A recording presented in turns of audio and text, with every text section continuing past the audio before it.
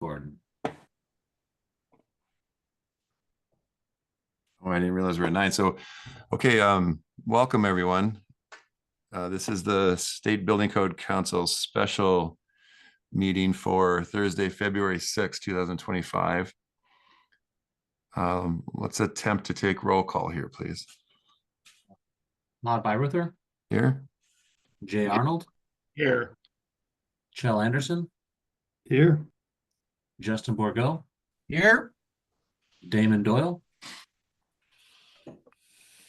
Not seeing Mr. Doyle in the room today. Tom Handy. There.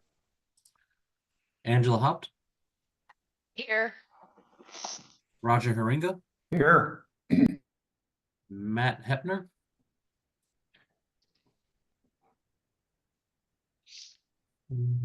Not seeing them in the room. Craig Holt. Not seeing in the room. Ty Menser. Here. Thank you. Ben Omura. Here. Thank you. Pete Reiki. I don't see him online today. He said he'd be attending from the doctor's office and may have some interruptions, so he may be in and out with us today. And I see Damon online now. I'm gonna mark you as present, Damon. Present. Katie Sheehan Present here. and Dan Young. Here. We have a quorum of council members, and for our ex officio members, LNI Representative Lauren Lathrop. Not seeing online. Senator John Lovick. Not seeing online. Representative Alex Rammel. Not online with us today. Representative Suzanne Schmidt. Not seeing online. Senator Shelley Short. Seeing online. And Assistant Attorney General Dirk Meerbachtal. I'm here. Good morning, everyone. Thank you. And with that, we have a quorum, and I'll turn it back over to you, Mr. Chair. Okay, thank you. I will continue with any introductions or if anyone from the public would like to be recognized at this time. I need to apologize. I need to open up the participant window here. See hands. 7 hands coming up. Okay, I see it. I'll go in order I see. Ken. Ken Burlett, representing Washington State Association of Fire Marshals and Seattle Fire Department, and just hoping that you guys will get to item number 8 since you didn't do it the last meeting. So if anybody wanted to move it up a little higher so it doesn't get pushed off again, that would be appreciated. Thanks. We were hoping the same, but we'll talk about that during the agenda. Thank you, Ken. Patrick. Yes, Patrick Hanks with the Building Industry Association of Washington. Thank you. Welcome. Corey. Yeah, Corey Shaw, Washington Aggregate Concrete Association, would echo the comments regarding item number 8. Okay, thank you. Mikhail. Michal Harmati with the Natural Resources Defense Council, and I'll be providing public comment during item number 3 for items not on the agenda. Okay, thank you, Mikhail. Larry. Larry Andrews Mechanical. Thank you. Thank you, Larry. Elizabeth. Elizabeth Torsky, Cascade Natural Gas. Thank you. Thank you. Anne. Hi, Ann Pernick, Safe Cities at Stand at Earth, and I'll be providing comment during the public comment period for items not on the agenda. Okay, thank you, Anne. Mike. Mike Moore, Stater LLC, representing Brone Newtone, interested in item number 8. Thank you. Thank you. I think Ardell, welcome. Ardell Jallo, building official for Seattle Department of Construction and Inspections. Just here to observe. Thank you. Thank you. Jan. Jan Hasselman, Earth Justice, representing a coalition of organizations offering public comment on item number 4. Thank you, Jan. Tim. Tim Atterbury, Associated General Contractors of Washington. Thank you.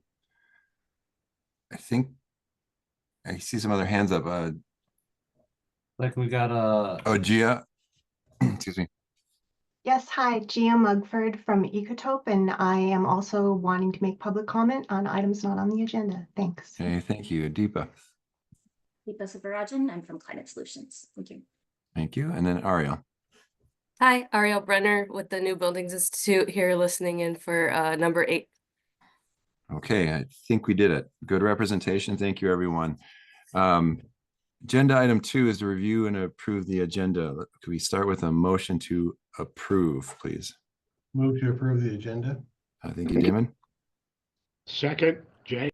Thank you, Jay. I'll note, I couldn't find the link, but let's go off what we see on the screen. Is that, it's okay. I just wanted to point that out, that we'll go off what we see on the screen. Make sure we have council, public comment on everything, council action. We can entertain a motion to reorganize, but I think it's pretty deliberate how we've done it here. I'll state the purpose of this meeting was primarily because we have an external petition, agenda item 4, that we have to hear before a certain date. We had public comment last session. We can't take action on the same day, so that necessitated this item. In addition, partially because of that, but also partially because we had a lot on our table, or a lot on our schedule last week, is we needed the time to get through the rest of the items. So, Roger? Yeah, I would make a motion that we move agenda item number 8 up ahead of items number 6 and 7. In my opinion, we need to continue the process of, there's several tasks we need to do on the group 1 petitions, and I really don't want to push that off beyond today. So I would make a motion to move item 8 up above item 6 and 7. I'll second that. That is moved by Roger and seconded by Shell. Any discussion? Okay, the motion at hand is to move item 8 above 6 and 7. All those in favor signify. I'm sorry, Dustin, do you have your hand up? You want to comment on that? Not on that. I want to comment after this motion. Okay. Back to the motion. All those in favor signify by saying aye. Aye. Any opposed? Okay, that wasn't approving the whole agenda. That was moving to item 8. So now, as amended, are there any other edits? I just wanted to point out that at our last council meeting on the 24th, we didn't quite finish all of the tag appointments we had on that agenda item. We have somebody who's got an application in for the International Fire Code, and I just wanted to let everybody know I intend to bring that up during the other business portion of this meeting today. Thank you. Yeah, can I jump in for a second? I just want to make sure I advise the council that they're precluded under the OPMA from taking action on items that were not on the agenda that was circulated.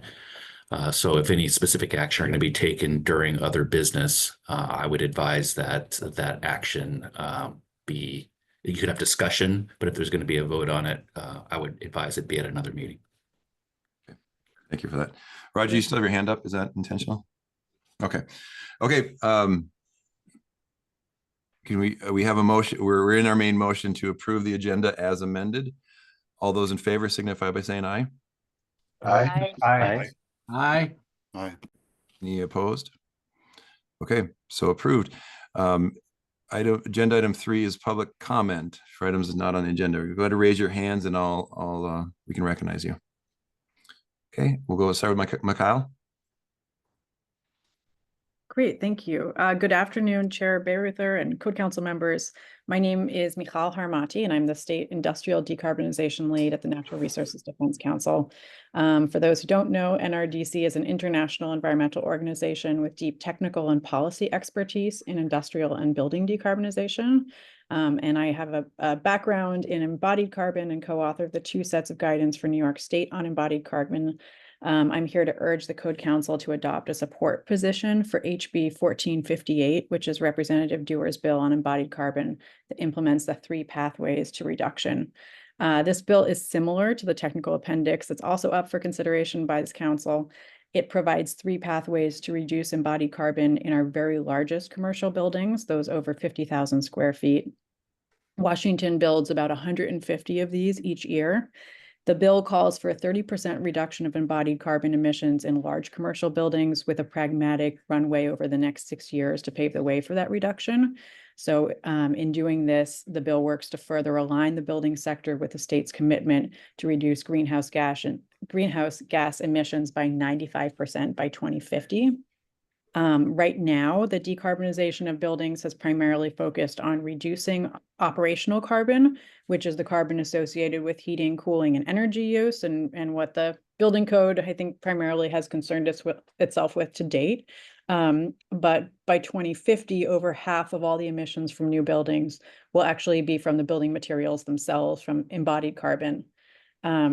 So considering the long life of buildings and construction, it's important to plan now if we're really serious about achieving Washington's 2050 reduction goals. Once the buildings are constructed, there's very little that can be done to reduce their embodied emissions in the future because those building materials are already part of the building. Construction materials, cement, steel, iron, others that this council is familiar with can be very carbon intensive, but there's also a rapidly developing market for lower carbon products and design practices. And this bill will encourage and create demand for those products and approaches. And many of those are actually produced locally and come from Washington and have been demonstrated in Washington buildings.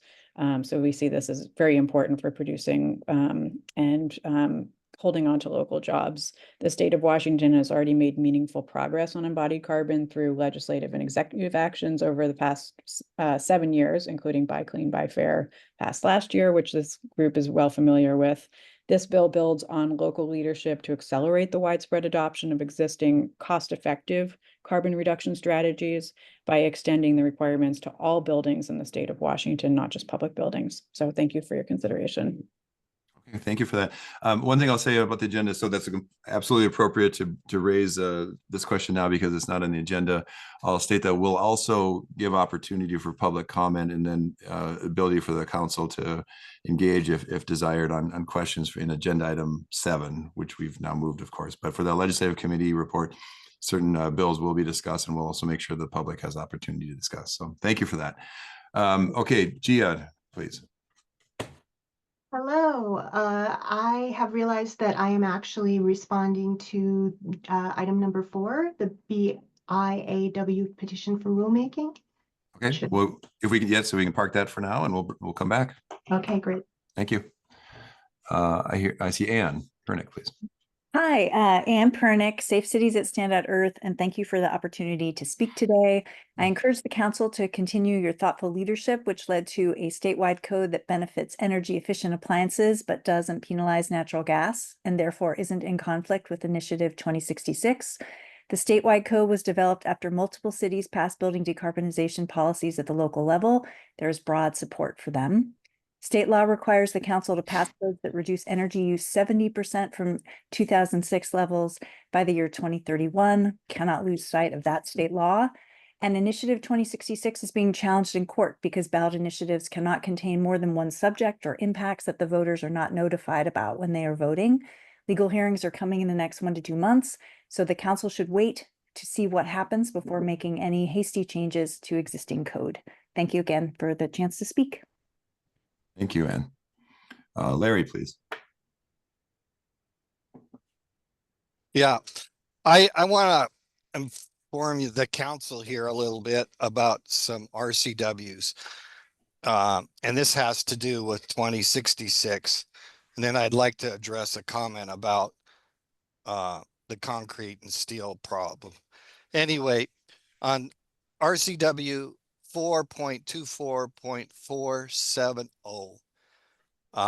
first agenda item.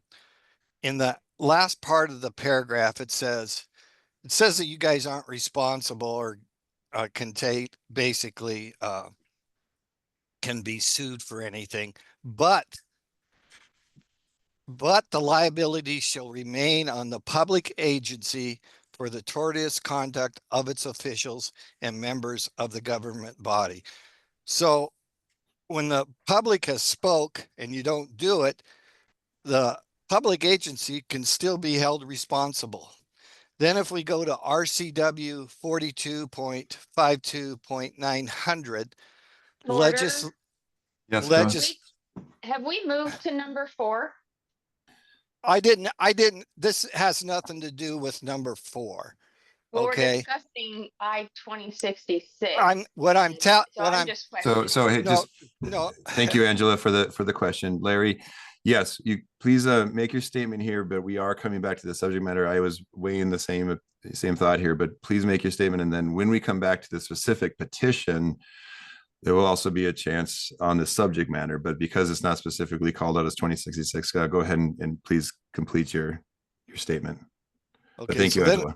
I'll redirect my question and hold back to number 4, but I will comment on steel, concrete as being high carbon products. Concrete and steel will be around for 2,000 years. And a lot of these other products won't be around that long. And so when you look at the 2,000-year envelope of what these products will be, the carbon footprint is very small. And that's documented from the past, how long these products will last. And so when we take a narrow scheme of things, it's not fair for those industries that they've had a product that longevity is 2,000 years plus. Thank you. Okay, thank you, Larry. Not seeing any other hands. I see one more. Jim, go ahead. Thank you. As Jim Lazar, I've been a follower of building code activities since the 1979 code. I wanted to ask that the council put a spot on its website to place all of the documents that are being filed in the code litigation over 2066. It's kind of a pain in the ass for the Attorney General if I file public records requests for each document as they come in. I can do that, but I think there's more people than me that would like to be following this litigation. If the motion to dismiss and the response to the motion to dismiss and the briefs and other documents that are filed are all put up on the council website, then all of us who are trying to follow this litigation can do so at a minimum of hassle to your staff and your attorneys. It's an interesting case, and I hope that you will find a place on your website to put all of the stuff that's filed with the court. In the Court of Appeals, all the stuff is available electronically online, but in the Superior Court, it's not. So I'm creating a hassle for your staff and your attorneys. I suspect others are doing the same. This could all be a lot less hassle for folks on your side if you just put a spot on the website to put all the public documents in, so those of us who are trying to follow it can do so. Thank you. Jim, it's very timely. That happens to be agenda item 7, even though it's not labeled that. So we'll welcome you back at that time to Great. engage. Thank you. Okay, with that, we'll close agenda item 3 and then move into agenda item 4, which is the BAW petition. Dustin, did you want to lead on setting this? Yes. So we've received the petition, and our due date for response on this petition is the 15th of February, necessitating this special meeting here. Let me get my screen share completely updated before I go on. So we received a letter from BIAW requesting some emergency rules be created to address the concerns in relation to I-2066. Some things we need to do today if we're going to take action on this. Our first order of business is to find that an emergency exists. If we are making that finding, that is in accordance with I believe 1927.030. And to make a finding that an emergency exists, we need a supermajority. So 10 of 15 members have to vote in favor that an emergency exists. So before we take action on the petition, we have to make that finding first. And then as a second action for this petition, if we find that an emergency exists and we're looking to make the rulemaking, we need to have a vote on the proposed rule language here. If we read through the letter, BIAW expresses the concern that essentially some people are allowing gas and some people are not, and it's kind of up to the code official's discretion there. And so BIAW has proposed some language that should make it a little easier for the local jurisdictions to make those allowances. And if we do not want to make the rulemaking on that, BIAW requests that we address these 4 points here. That RCW 1927A.020 subsection 3 does apply to the residential energy code. and how the current energy code for the residential provisions conflicts with this RCW. And they're asking for the council to comment on the fact that we have the statutory authority to adopt emergency rules to comply with this law. And our emergency rulemaking is necessary to provide timely relief to the builders and code officials. And so with that, this letter's posted online for folks to digest. We have an OFM form for the petition for emergency rulemaking. That form is, doesn't really contain any information that's good for our discussion here today. So I will skip over to the BIAW petition on our state building code council form. And this contains the proposed modifications to the residential energy code. And with that, I will turn it over to the council to discuss and potentially take some comment on this. Okay, so we're going to start with just general council discussion. We will make time, of course, for public comment. But let's just start with general. We spent time 2 weeks ago on this matter, so I think we're all prepared. But go ahead and lead with any discussion. Go ahead, Joe. Yeah, so I guess I'll I don't know if we want to reiterate what we talked about last time, but I guess I don't see how this. I'm interested in what Angela and others think about it, especially building officials, but I don't know that this provides more clarity for building officials. It seems like it provides less clarity. And if we're going to put, I guess I've got a lot of points. That's kind of a big question for others. But then, if we provide the RCWs for all the legislative intents in the codes, we would be listing a whole lot of chapters and a whole lot of sections. And I think the challenge with 2066 is it's impossibly broad. And I guess I don't see a remedy in front of us to the impossible broadness of it. It's vague, I guess, is probably what I would say. The code as it's written is based on energy use, which is what EPCA federal law tells us to do. And we spent a lot of time as a council getting to that. And if we're based on the federal law, which says we have to have a 1-to-1 energy use, then I don't see how we would then be even allowed to change it to make it not 1-to-1 energy use and instead preference gas. I guess I don't see why we would be able to do that or why we would choose to do that, because that would put us back in EPCA trouble land potentially. We've also got other RCWs that say we can't go backwards in terms of energy performance.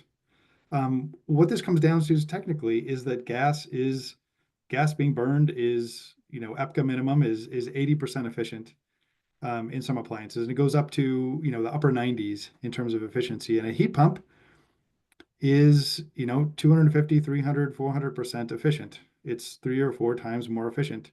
And when you reward efficiency, you are incentivizing heat pumps to some extent and saying if you don't put in an efficient appliance, in other words, if you put in gas, you need to make up for your efficiency somehow. And that's usually with envelope measures or other measures.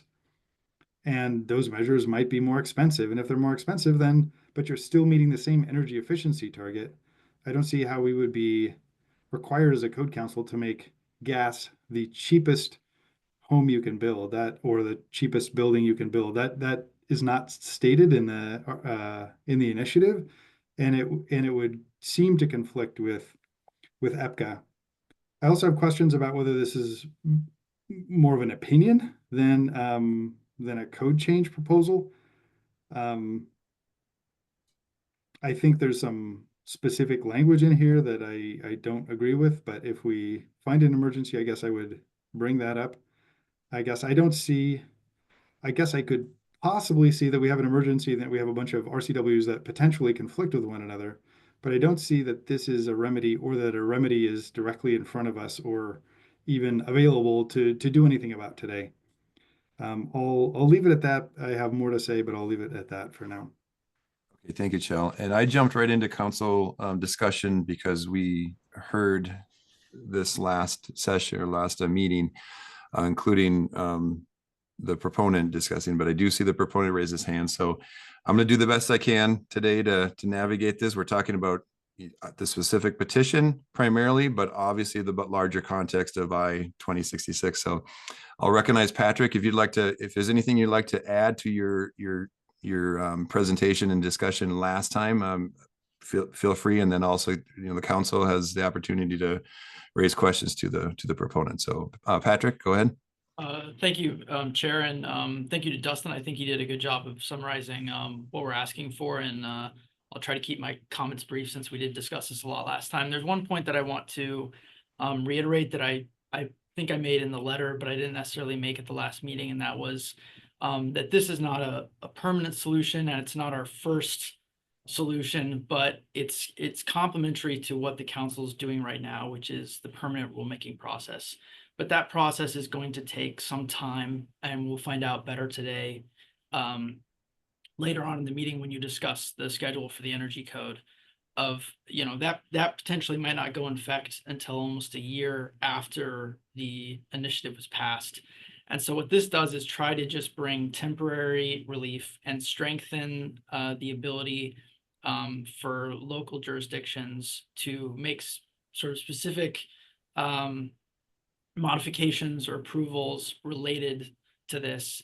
And then once the permanent rulemaking is done, this emergency code language will go away. So this is not intended to be a permanent addition into future code cycles, but just a temporary fix while the council goes through its permanent rulemaking.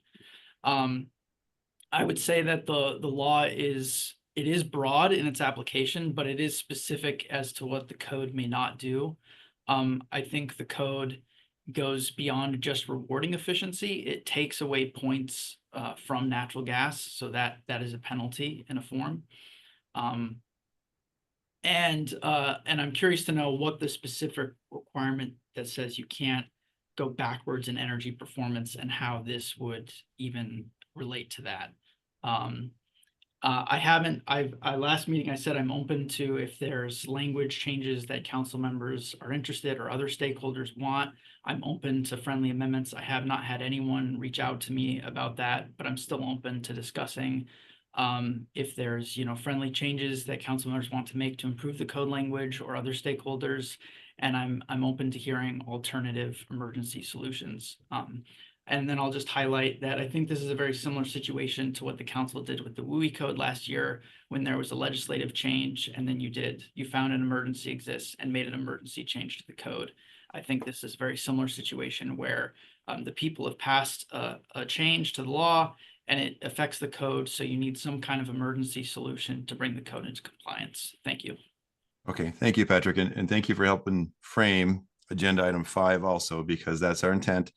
And agenda item 5 is to talk about both the current 3-year process in the 2024 commercial and energy and commercial and residential codes, and to discuss potential action on the 21 residential and commercial. So again, we're focused on the petition here, but we need to bring all relevant information to make that decision too. So this is the emergency pathway we're discussing right now. So Angela, go ahead, please. Okay, yeah. So I appreciate what BIW is trying to do, but like what Chell said, I agree that I think this is their opinion on how to interpret the I-2066. The reason behind the alternate materials designs and methods of construction isn't to give code officials loopholes out of not enforcing the code. The text at the top, it says that they have to sound judgment, and they have to demonstrate that whatever is being proposed is equivalent to the current code. It's to address when new materials, methods, or types of work are there and the code hasn't caught up. So basically, as far as what we've discussed on the building officials side, it sets up this code change sets a bad precedent. It creates a system of disorder. It creates the ability for jurisdictions to now vary even more than they kind of are. Right now, the majority of the jurisdictions are staying with the code, and there are a select few that are adapting or changing or doing stuff on their own. And yes, some of them are large, like Pierce County, and some people are picking up on that and doing it. But by doing this, we're basically saying, you know what? Do what you want until we figure the rest out. So again, you're just creating chaos, which was what we were trying to avoid by not making a knee-jerk decision in the beginning. So and then when we were talking about the RCWs in it, if we're going to list, 27A20, then why don't we also list 1927A160, which is the Climate Pollution Act, which is what actually gives us a lot of our marching orders for how we are supposed to move forward and not backward, and what we're supposed to be implementing. Otherwise, basically that's kind of where I think we've been at, is 1927A20, the initiative sort of conflicts with the Climate Pollution Act. And that didn't get voted out by the public. They voted to keep that in. And then kind of to Larry had mentioned jurisdictions being sued. Well, by implementing this, we're telling building officials and cities, make your own judgment call on whether you think you are conflicting or you think this is happening, which I think would make them more vulnerable to lawsuits, because it is their call 100% versus following SBC's recommendations and the actual RCWs. So that's where I'm at. So, I guess that's pretty clear that I'm not in favor of this. Thanks.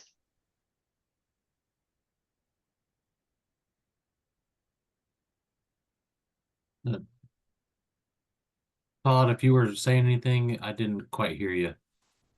My secret button worked. Thank you, Angela. Can we please go to Damon? Thank you, Mr. Chair. Once again, it seems like we're getting in the weeds. We went from discussing whether or not we have an emergency situation to looking at the solutions. So I'm going to try to bring this discussion back by moving that we determine there is an emergency situation and that the council needs to take action.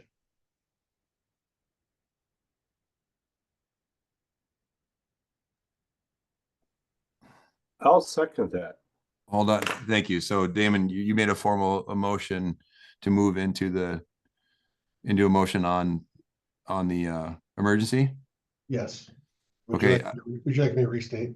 No, I understand. I just also want to balance taking public comment at some point on that discussion. Now, we can do it within the motion, or we can entertain public comment before, but if you'd like to stay with that formal motion, then I'll just make a determination whether I'd like to bring public comment into that motion.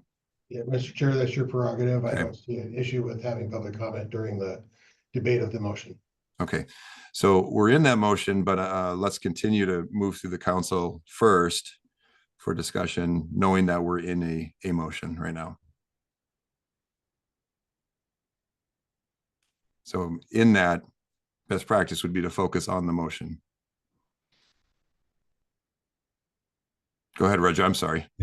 Yeah, I had two comments, one of which I believe has to do with the motion, and one that is a response to Patrick about where the RCW says we're not supposed to go backwards. I can certainly help him find that.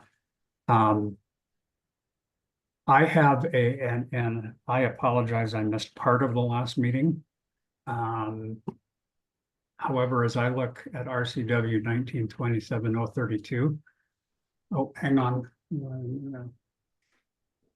Yeah, 1927-032. And one of the things that I have been trying to get this council to do is if we are starting to make decisions on RCW language, that we have that full RCW language up and in front of us. I would argue that 1927-032 section 1C is inappropriate, which is the whole emergency amendment at the code level. Rather, we are currently under section 1927-032 1D, which says you're on 27A. Yeah. I'm on 1927, not 27A.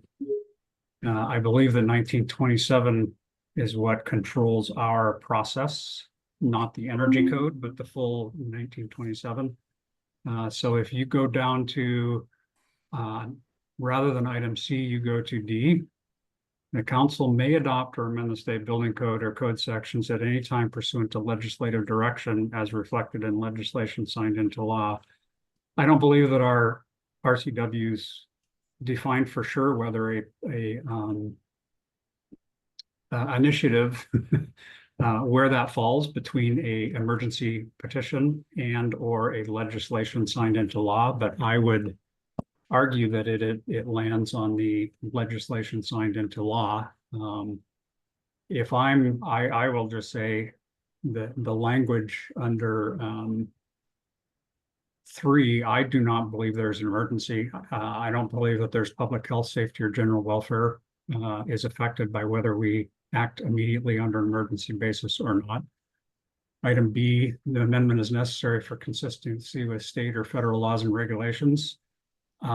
There's been a whole lot of conversation already on whether, how do we go about modifying the energy code to comply with Initiative 2066 without putting ourselves in conflict with other RCWs. And we've already talked about it today. And I think that there are other issues, concerns, as well as making changes. This council has to produce an energy code and all codes that comply with RCWs. We have RCWs that now are in conflict, and it is not a simple manner to just pass something and not put ourselves in conflict. So as I mentioned, Todd, once we get through the motion, I have some other comments I'd like to make, but as far as this motion goes, I don't believe that there is an emergency, number one. Number two, I don't believe that we are controlled by Section C. We are actually controlled by Section D. The legislature, there is a new law. Initiative 2066 is included now in the RCW, and we do need to respond, but I don't believe it is an emergency. Thank you. Okay, thank you, Roger. And if I can restate what I think your argument is, there are 3 pathways, primary pathways for amending our codes. First one is the 3-year cycle, which is all these are 1927-032. The first one is 1A, which is our normal 3-year cycle, external petitions. You were stating pathway 2 is emergency, 1C, and then 1D is the legislative or the law, whether that's legislative action or in this case, an initiative by the voters. So, okay, we're gonna keep going. Chell, please. Yeah, thank you, Mr. Chair. I'm going to speak against the motion. I don't see that, I guess, we certainly don't have any resolution to an emergency if we have it in here. And the code as an architect and knowing all the architects out there and engineers that we work with, we need certainty about the code. And we don't have anything today that would provide any additional certainty in the code. So I am speaking against the motion, against finding that we have an emergency, because I don't think we have an appropriate solution and there's nothing we could do if we did find an emergency today. I also have points to respond to the BIAW letter, but I don't believe that's appropriate at this time. If it is, I'll read them, but if not, I'll save them for later. Thank you, Chell. I think what else we'll try to keep order here on, we'll focus on the emergency definition right now. And then if that were to pass, we will have the opportunity to talk more about the content, the subject matter of the I-2066. But even if it doesn't, we're still going to talk about that in the next agenda item. So Excuse me, Todd, do you mind if I jump in for a second? Please, always helpful. I thought I was going to race Chell to respond real quickly to some of the statements that Roger made. I don't know if I disagree, Roger, with you on points. I will say there is some precedent for now under the statute how the council responds to petitions for emergency rulemaking. We did it at the last meeting, and I wanted to share a couple of takeaways from that. First of all, looping back to Dustin's framing of this, there is a requirement, as you can see, under C1 now, right? That the council, I'm sorry, I'm looking at your screen. C3, right? That the council may accept a petition for emergency statewide amendments only when the petition provides a concise statement of the reasons for finding that emergency basis exists, and the council approves a finding that such an emergency basis exists by 2/3 vote of voting members. So one of the things we established at the last meeting is that that 2/3 metric is members who are present, not all of the voting members of the council. So I don't want there to be any confusion about that. That's the position of the council.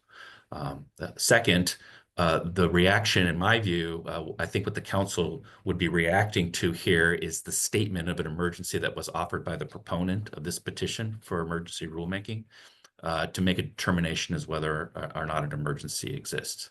And so, I mean, but you could spend some time sort of scoping out maybe your own thoughts on whether an emergency exists. But I think what the RCW anticipates is that the determination of an emergency for purposes petition for emergency rulemaking starts first with the proponent's assertion that there's an emergency.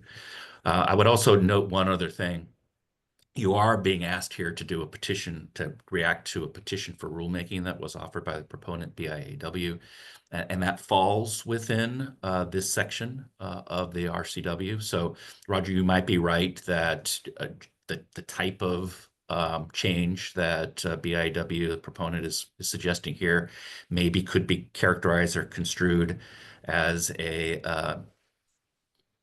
acting on off-cycle rulemaking as directed by the legislature.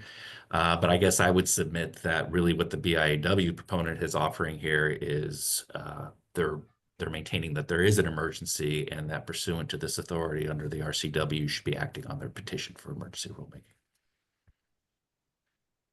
Thank you, Derek. That's helpful. And that also helps frame agenda item 5, I think. Okay, any questions? We'll move on to Katie, please.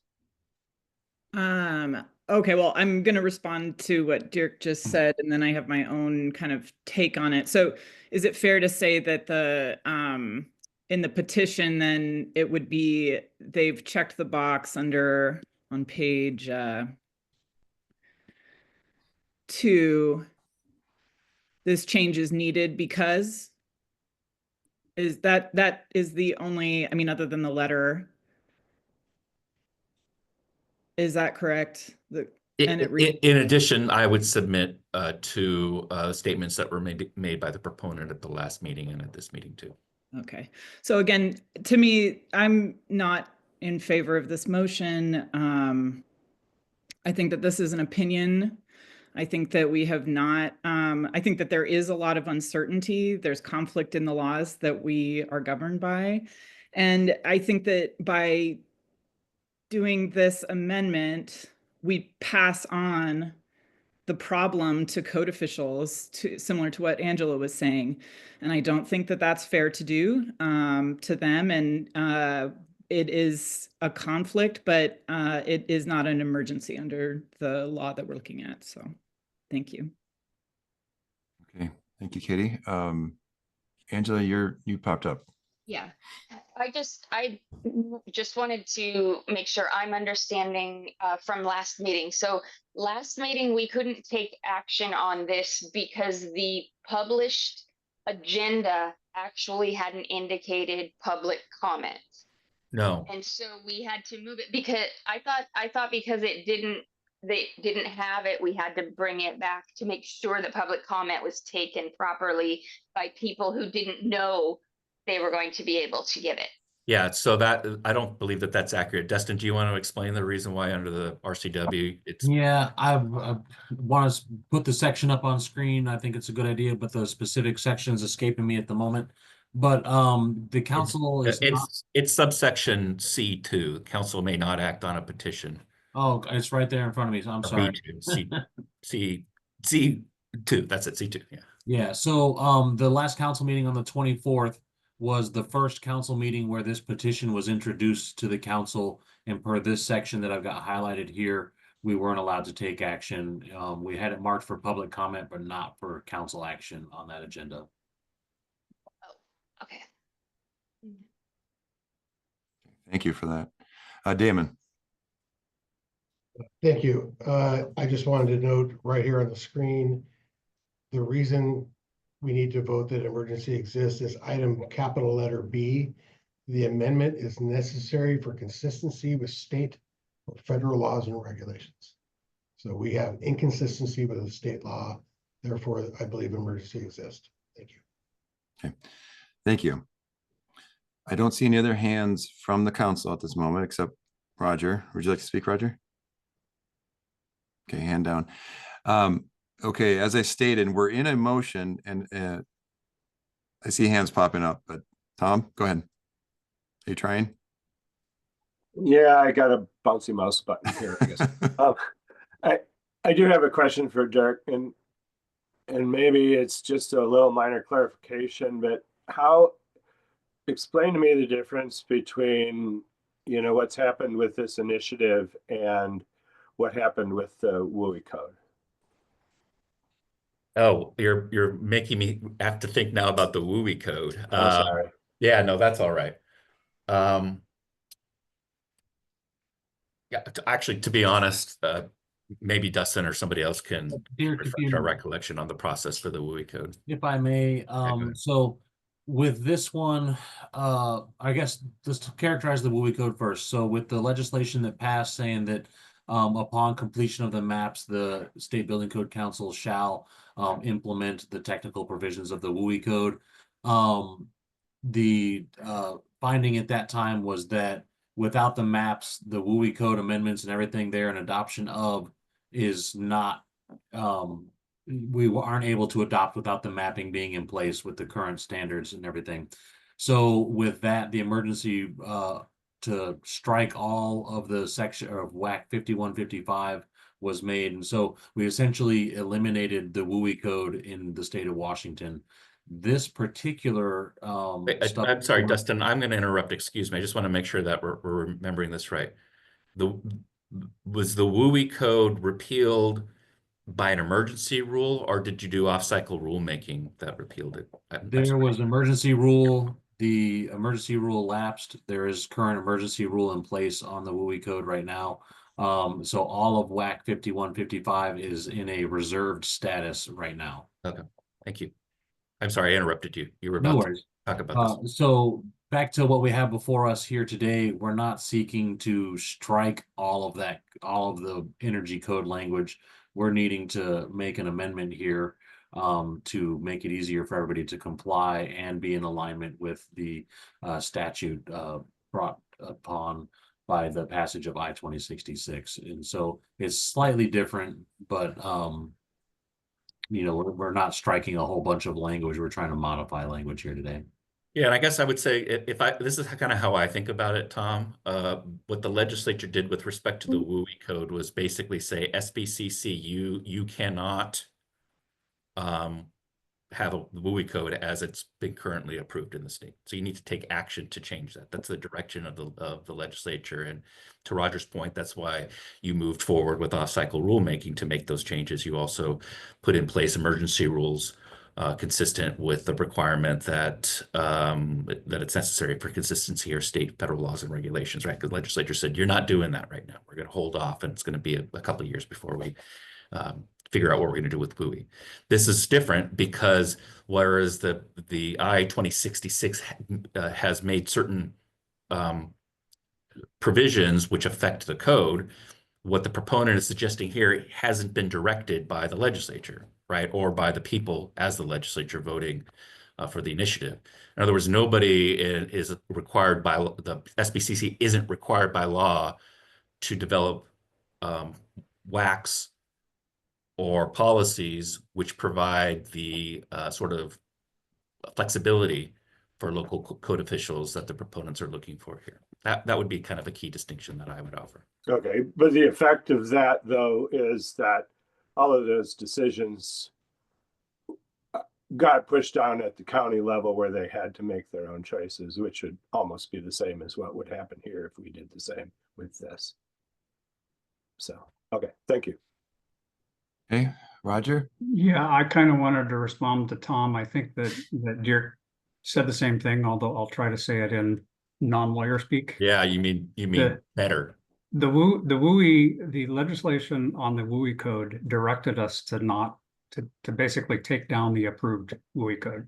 So we had to get rid of the existing WUI code according to the legislation. And then it gives us criteria as far as readopting the WUI code. There's nothing in 2066 that says you have to, reduce or delete any section of the code.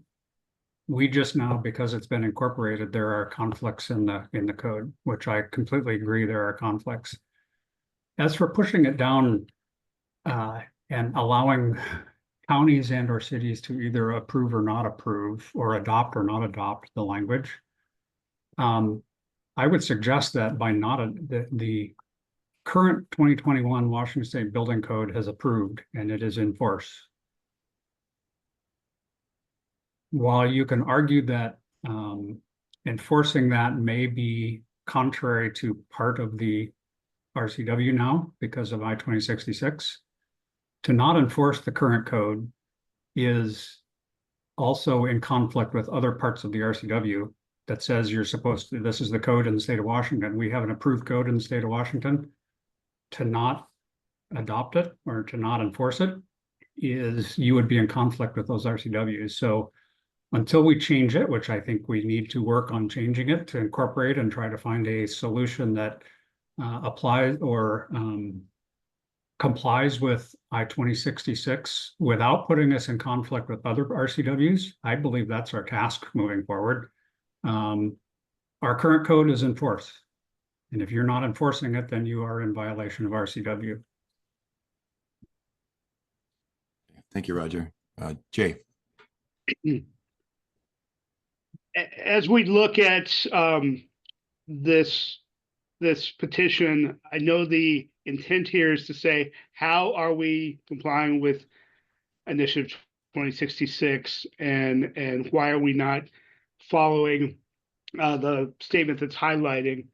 And in fact, we are. From our November 22nd meeting, we adopted a direction that said that we'll make a good faith effort through our established process to achieve the complex and entangled goals which we've been asked to comply with, which include, and I'll paraphrase, EPCA, the existing statute requirements of efficiency, and 2066. And one of the differences from the WUI code and this is that there is not a straightforward solution here. And in addition, that's why we're going through our process to figure out how we go balance those trade-offs with those conflicting and conflicting direction and as was mentioned before, some vague language in the initiative. We'll work through that, but I don't think that there is an emergency that says we need to empower code officials to do this. As Angela has said, they're in no better position to deal with this complex resolution of these competing demands than what we're asking our tags to do. So I'll be voting no on declaring this an emergency. Thank you, Jay. Tom? Yeah, just one other question then is, in follow-up, is there another mechanism then to, expedite the process other than an emergency rule so that we can somehow get our local officials out of this conflict that they are in? with regard to this situation. Okay. Thanks, Tom. Joe. Yeah, Tom, I think the next couple of agenda items will address that to some extent. One is a statement on the website about I-2066 and the codes, and we talked about that briefly at the last meeting, and I think that will be helpful. The other one is another agenda item is to talk about how we are doing the 2024 codes, which and then how we accept proposals to possibly amend the 2021 codes. And I think those are, as from what I understand of what we'll discuss, those are about as speedy as we should go, since we need to go thoughtfully as well. Okay, thank you, Joe. I don't see any other council hands at this time. We are in a current motion. The question at hand is per RCW 19.27.031(1)(c)(3). Does the council find that emergency basis exists? Normally during deliberation, I'd prefer we do not take public comment, but because that was our intent before, we're gonna try this. There are 4 hands up. If I can ask you to please help us and focus on the question at hand to advise the council. That hands are now 8. So let's start with David Camp, please. Hi, I represent 350 Spokane. We're the largest climate activist organization in Eastern Washington. And no, we do not see this as an emergency by any stretch. It appears that hearings on 2066 are coming in the next month or 2. So the council should wait to see what happens before making any hasty changes. Excuse me. State law will still require the council to pass codes that reduce energy use 70% from 2006 levels by 2031. And it appears that this is probably not going to succeed in court. The BIAW proposal will not. We do not see an emergency here, no. Okay, thank you. And maybe I can thank you for that. I'll clarify that the question at hand is whether emergency basis exists. If the determination of the council is there's emergency basis, there will be more discussion in public and comment opportunity on the actual amendments. In addition, agenda item 5 also is related to I-2066 context. Okay, let's go to Jan. Yeah, thank you, everyone. Jan Hasselman with Earth Justice. I represent Climate Solutions, Sierra Club, Washington's Physicians for Social Responsibility, and the Lands Council. We've intervened in a number of the lawsuits brought by BIAW and other people challenging this council's actions in order to defend them. We're urging you to vote no because there is no emergency basis for rulemaking. There is a risk that if you act on this, you will create an emergency. And let me give you 2 reasons for that. One is there are a lot of questions about the reach of 2066, but we know what hasn't changed, which is this council's obligation to adopt codes that meet the standard of a 70% reduction in energy use by 2031. The law hasn't changed with greenhouse gas targets. In fact, the voters rather overwhelmingly voted to keep the Climate Commitment Act. So we know that those obligations remain and that you have to stay on course. Second, in our view, there is no conflict. There's no inconsistency with the current codes in 2066. The code does not ban or discourage gas. It encourages energy efficiency. And it was very carefully crafted to comply with federal law. APCA, as someone mentioned, is not something you should tinker with lightly because you don't want to get sideways with that. I recognize that there are, questions about that, but they are being resolved in court. 2066 is vague in its application to the code. We have a hearing next week on whether BIAW's lawsuit should be thrown out. And then, of course, within a few weeks, we'll have a hearing on whether 2066 is a valid law. So this is a moving target. It is, as someone emphasized, it is helps nobody to have the rules constantly changing in response to current events. We urge you to stay the course and deny this. Thank you. Thank you, Jan. We'll go to Jim Lazar, please. Thank you. I urge the council to oppose this motion. In my opinion, the initiative is prospective only. It changes what the council can do in the future after its effective date. You cannot now adopt a code that is discriminatory against gas. The initiative could have directed the State Building Code Council to change the current code. The initiative does not do that. It's not retroactive. It could have repealed the current code. It did not do that. How you deal with the initiative prospectively is Agenda 5, and rather than raise my hand again, I'll take a few seconds. You could have a uniform BTU per square foot allowance that would comply with 2666 and would recognize the efficiency of both electric heat pumps and gas heat pumps. Now, Hey, Jim. Nobody buys gas heat pumps. Jim, if I may interrupt, I know you said instead of raising your hand again, but we would prefer if you bring those kind of comments back on the next two items, if possible. We have ways to address the initiative prospectively. I think it only applies prospectively, and I urge you to vote no on the motion. Okay, thank you, Jim. Patrick, please. Thank you, Chair. I'll try to stick to the motion and respond to some discussion I heard from the council regarding this. It's my recollection that the legislation changing the statutory requirements for the council on the WUI code did not explicitly tell the council to enter emergency rulemaking. But that is the course that I think the council correctly took to respond to the changes in what it's requiring of you when it comes to the WUI code. I think 2066, it's not the same situation, but it's a similar situation. We are the largest stakeholder in the state when it comes to residential construction.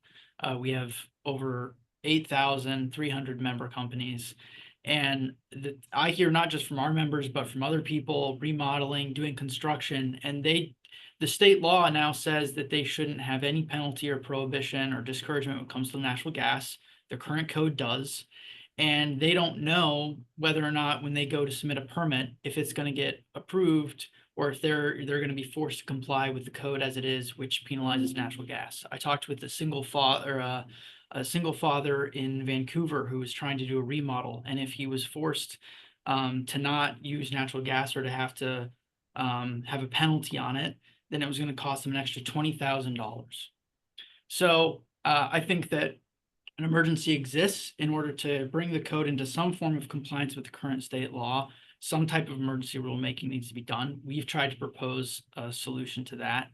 And I think the council already decided to put the burden on local jurisdictions last year when you decided not to do emergency rulemaking and go through the permanent rulemaking process. Local jurisdictions have other compliance obligations when it comes to 2066 beyond just the code.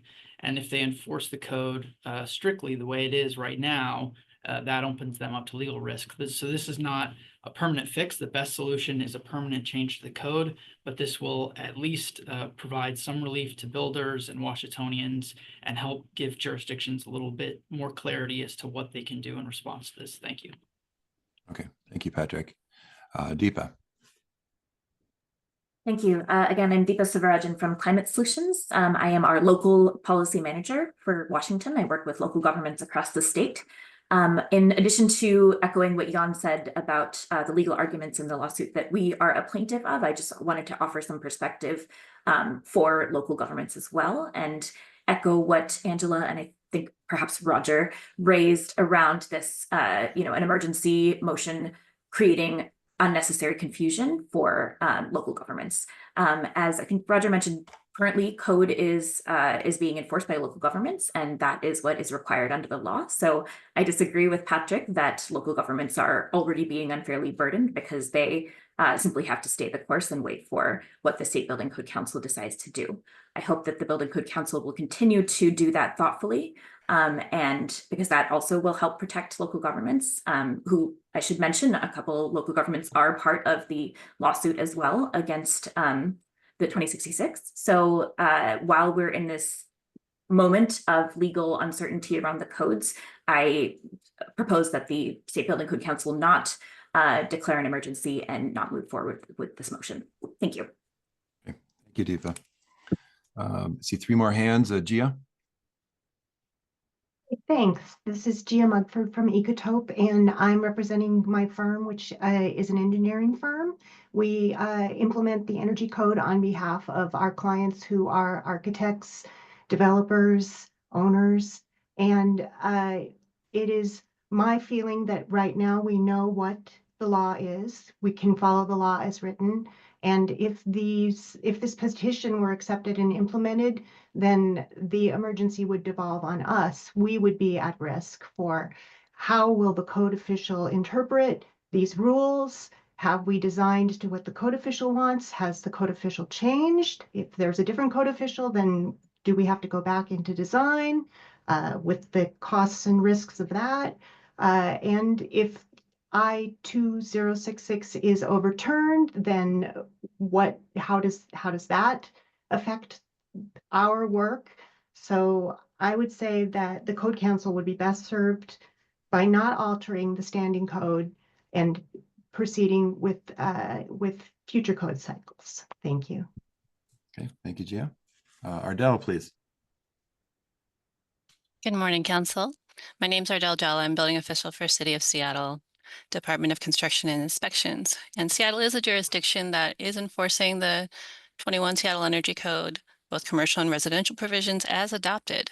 And I am speaking in opposition to the motion. I'd like to see permanent rulemaking continue and agree with the previous statements by council members. There's a nuanced change in this proposal that changes equivalency to health, life, and safety, where it previously said efficiency. And so while I'm not supposed to speak to the language itself, I do want to comment here, because if we actually maintained the intent of the energy code, and when we look at equivalencies using the AMMR process, as Angela said earlier, we're really looking at equivalency based on the intent of that particular code and the requirements in that code. So if we take out efficiency, we are changing the intent of the code and the code modification process. So in going on with that, this change then would place a complex determination of efficiency equivalency if we take it back to the efficiency language. And that is difficult for a jurisdiction. And that is why we encourage it in the permanent rulemaking. And whether that's off cycle or part of the next code cycle, you guys can discuss that in the next bullet. But if you do decide to move forward with this language as an emergency measure, I do recommend bringing back efficiency into the equivalency language, as well as I will have some other comments because the proposed language has changed the AMMR section or the modification section, in my opinion, significantly compared to the model code language. Thank you. Thank you, Ardell. Larry. Yeah, I believe there is an emergency here. And if you live in Spokane today, which some of my council members here do, I mean, it's been in the teens for quite a while. And we're already seeing effects of all the electrification that you've done. And the emergency is we're running short on power. And when we can't heat these buildings with all this electricity, then and it drops out, then we're going to have people freezing. And we don't have the shelters to put people in over here. We can't shelter the homeless that we've got. Okay. And we've told you that this was coming, and now it's here. And in the past, the utility tried to balance the gas with the electric so we would have enough to serve the needs of the people. Okay. And I think that's what you've really forgot about here is the needs of the people. The people need power to heat their homes, and they need it to power their businesses with natural gas too. And the emergency here is we're running short. And if we have an extended period, which it looks like we're going to have brownouts here in the Spokane area again. Okay. They're already talking about it. That is an emergency, that heating people's homes. Now, if the South Hill, if they just shut the South Hill off for a week or two, I think you'd have a little different story here. Okay. And instead of chopping Hilliard off, the people that don't have any money. Okay. And don't have any way to heat their homes. It is an emergency. You've been told by the Linemen Association that you don't have the power to do this. The utilities have told you you don't have the power to do this. And finally, the people told you with 2066 you don't have the power to do this. And you continue down this path. And so what do we have to do? We have to continually sue you. None of us want to sue you. But we see what the problem is. It is an emergency. And another emergency is you're bankrupting companies. 70% loss on 2 companies that I talked to lately that supply gas products to this area. Okay, 70% drop of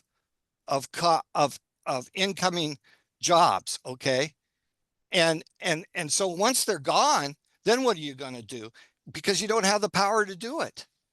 And it's not little power here. We're talking big power, major substations at some of these facilities, and we don't have the power to feed the substations. You need to take this dramatically in your hands. You know, going clean is a great thing, but it needs to be over a 100-year period. We do not have the capital or the manpower to do what you guys are trying to do. And you could stroke a pen and tell you to do this, but it has to be done, and it can't be done. Thank you. Okay, thank you, Larry. Okay, seeing no other hands from the public, we're going to move back to the council for any additional deliberation on the question. Mr. Chair, I did have a person from the public trying to raise their hand, but they're working with an old version of Zoom. Okay. I got an email from them. If you wouldn't mind, I'd like to read that. Nope. Let's go back. Go ahead. Yes, please. Okay, so this is from Darren Homchick. He's a senior plans examiner at the city of Bothell. And he would like me to read that the city of Bothell doesn't have an emergency yet. They've had no submittals under the I-2066 2006 Energy Code. Everything submitted so far has been under the 2021 Energy Code. However, if they submit for a permit under the 2066 2006 Energy Code, it would be an emergency because the Energy Code tables 406.2 and 406.3 would be a huge issue and they would go away. The 2006 Energy Code that is in the 2066 language, it's not just about gas piping, it's also all of the energy credits between the 2021 and 2006 Energy Code that the 2066 lists. I think that this particular comment highlights some of the confusion that's out there on what I-2066 is actually asking of the council as well. But that's what was provided to me in the email, so I will end it there. Okay, thank you, Dustin. Okay, back to council deliberation. Damon? Thank you, Mr. Chair. I've got a question for Derek, and then a closing statement. We have a formal petition. I think we're, for the most part, in agreement that the code does not meet consistency with state law. So my question is, because we have a formal petition that we need to respond to in the next 9 days, does a vote to, if this motion should fail, is that a response to the petitioner that their petition is denied? Derek? Well, if I'm tracking the question, then I believe the answer is yes. So under the APA, so recall that this is a petition for emergency rulemaking under the APA. The Administrative Procedure Act provides an avenue for members of the public to request through the petition process for agencies to adopt rules. emergency rules, permanent rules, or otherwise. The agency who receives a petition, as Dustin has indicated, has a certain amount of days. I can't remember what it is, 90 days, Dustin, to take action on the petition. Yes. And they can take 60 action days, by, sorry. approving it, denying it, or signaling that they're going to, by approving it, it would mean signaling that they're moving forward with rulemaking, right? Or deny it, or identify the alternative ways that they're going to address the issue. And Dustin, thank you, because I'm just making stuff up while you're actually highlighting the real statute. It's reasons for, okay, yeah, it was pretty close. You have to, within 60 days, so not 90, 60 days after submission of the petition, the agency shall either deny the petition in writing, stating its reasons for the denial, specifically addressing the concerns raised by the petitioner where appropriate, the alternative means by which it will address the concerns raised by the petitioner, or initiate rulemaking procedures in accordance with 3405, 320, or the APA in general. So yes, if you make a determination, Damon, that there's not an emergency here, then that would have the effect of denying the petition, and I would anticipate a communication would go out from SBCC staff reflecting that to the petitioner and saying, hey, your petition has been denied because we determined that there's not an emergency. If that happens, or alternatively, if you of course decide that there is an emergency and then go forward and make, that's up to you. Okay, I just want to reiterate that the motion that's on the table is simply to acknowledge that there is an emergency and then take the steps to get there. We keep coming back to a variety of methods to adjust the code. BIW suggestions are just one of those paths. But again, the motion on the table is simply to say there is an emergency and we are going to take action. Thank you. And Damon, if I may jump in, I believe what you're also asking is, regardless of whether the council finds that an emergency basis exists, there should be another action to either deny because of that vote and then state why, as outlined here, or we'd have to take action to move forward with rulemaking. So that's why I asked the clarification of Derek. I think if the vote fails, then we have denied the petition. Yes, but I think we should take another action either way to define what's next. Sure. So, okay. Yeah, and that would be just, I'm sorry, Todd, for jumping in. That would be an action directing staff to do something. Is what you have in mind? Because if you make the determination that there's not an emergency, I just want to be clear. I don't think it would be warranted to move on to determine whether the merits of the BIW's proposal is something that the agency supports. Oh, I was referring to, as outlined here in front of us, that if there was not a finding of an emergency basis, then the council needs to deny the petition, and that might be inherent, but also state the reasons for the denial. And that. Oh, I see. Okay. Actually, let me say something real quick about that. So this isn't the first time that that you all have been asked to respond to a petition for rulemaking. What happened in the past is that council staff would distill the reasons as articulated in the council meeting as the basis for the denial, and then communicate that out to the proponent, the requester for the petition. So thank you. I don't believe it's necessary for you all to actually then take a vote on the reason why you're denying it, because that will be spelled out in the open meeting. Okay, and then signed by the chair. Okay. Okay, Dustin. I actually don't recall whether it was signed by the chair or by, I believe it was actually by the managing director at the time. Oh, okay. Thank you. Just in Dustin. relation to if the emergency finding is not approved, that's not the one I wanted. I want to just reiterate that BIW has asked us to address these 4 points if we choose to deny this petition. So we don't necessarily need a motion, but I'd like some discussion on these points to help us distill those reasons for our response. Okay, thank you. Chell? That's where I was going as well. And that's a question I asked earlier, which is how should we address these? Because we have a motion to accept the emergency, but if it fails, I would like to have responses to each of those.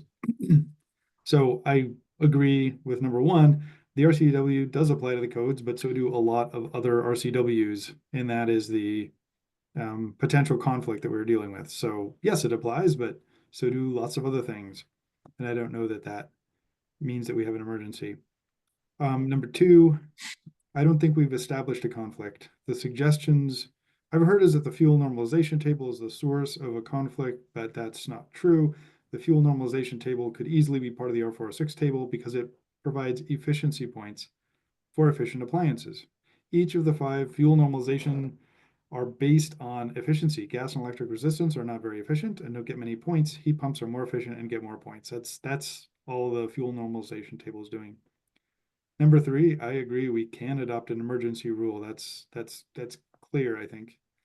And number 4, I think emergency rulemaking might be reasonable, but we don't have the technical review of the code to make an informed decisions. We will discuss in one of the next agenda items how we can address it by using the tag and making any changes. Thoughtful and deliberate. And I think there's a big difference between doing emergency rulemaking and doing good emergency rulemaking. I think the first can cause chaos. I think we're headed for the second, but it takes deliberate and thoughtful rulemaking, which is what the state expects of us. Those are my thoughts on the 4 questions being asked by the BIW. Thank you. Okay, seeing no other council members. The question at hand is whether emergency basis exists under RCW 19.27.0321C3. A vote in the affirmative, yes or aye, signifies emergency basis exists. A vote in the negative, nay or no, signifies that it does not. With that, let's move to roll call, please. Jay Arnold, No. Chell Anderson, No. Justin Borgo, No. Damon Doyle, Yes. Tom Handy, Yes. Angela Haupt, No. Roger Haringa, No. Matthew Hepner, or sorry, not here. Ty Menser, No. Ben Omura, No. Pete Reiki, No. Katie Sheehan, No. Dan Young. No. With that, that emergency finding motion fails with 10-2. Or 2 to 10, I should say. So thank you. With your votes, the council finds that emergency basis does not exist regarding the petition from BIW. On this matter, are there any comments from the council members that you feel has not been discussed to capture in the response to BIW? Go ahead, Roger. I guess I had my hand raised and not necessarily answer your question. I have a proposal on steps to move forward, but I don't know if you want me to hold off until we get into agenda 5 or. I think that is the intent of agenda item 5. Okay, then I will wait. Okay, thank you, Roger. Any other thing that should be documented? Okay, with that, thank you, everyone. We will close agenda item 4. Before we move in agenda item 5, I propose we take a quick 5-minute break. Okay, so we will regroup at, let's say, 10:29. Mr. Chair, Yes. just an acknowledgement, there was a hand raised in the audience before we close the agenda item. I do see Rick there. Rick, would you like to make any comments? We can entertain that. He dropped his hand. Let me get down there. Okay, well, it's up and down. His hand went back. Okay, that. Rick, how about we come back after our break, and if you still would like to make a comment before agenda item 5, we'll do that. Okay, so we'll see you back here in 5 minutes. Okay, thank you. Welcome back. It's 10:29. We will monitor from our side if we still have quorum with the council members before action is taken. Roger, why don't you start? You had your hand up before we move into agenda item 5. I can do this either as part of 4, finishing agenda item 4 or beginning agenda item 5. Okay, go ahead. I wanted to remind the council, there have been some comments about the potential legal challenging of Initiative 2066. I don't believe we as a council should allow litigation or potential litigation and the results of that litigation to influence our actions. We did not during the EPCA review that we did in the past. We have some lawsuits against us. We have other potential lawsuits that have been mentioned. I think threatened with is a little bit strong word, but it's been mentioned. And I think we as a council need to move forward as best we see fit as a council. And Initiative 2066 language is currently in the RCW. And as I have stated, it does create conflicts. And I believe it is our duty as a council to address those conflicts in the best way possible. In our bylaws under special council committees, it says additional council committees may be appointed by the council or standing committee chairs to assist the council in fulfilling responsibilities as needed. I believe that that's the path forward that we should take. The language from I-2066 will impact the energy code residential, the energy code commercial. I'm 95% sure it will impact the mechanical code. There is a very possibility that it will impact the building code or the residential code. So there are potentially 5 codes that will get affected by this language. So in order to, it's on the agenda as energy code planning. I think that the implication is that the energy code would take the lead in trying to resolve this. I don't believe that's the right path forward because of the potential of 5 codes being impacted, number one. Number two, I know that the energy code, I have not been keeping up on whether the commercial is group 1 and residential group 2 or vice versa. But I know that the energy code has a lot of work that they ahead of them this year, trying to get the 2024 energy codes up to speed. Having said that, I would propose a motion that the council create a special committee per our bylaws that is specifically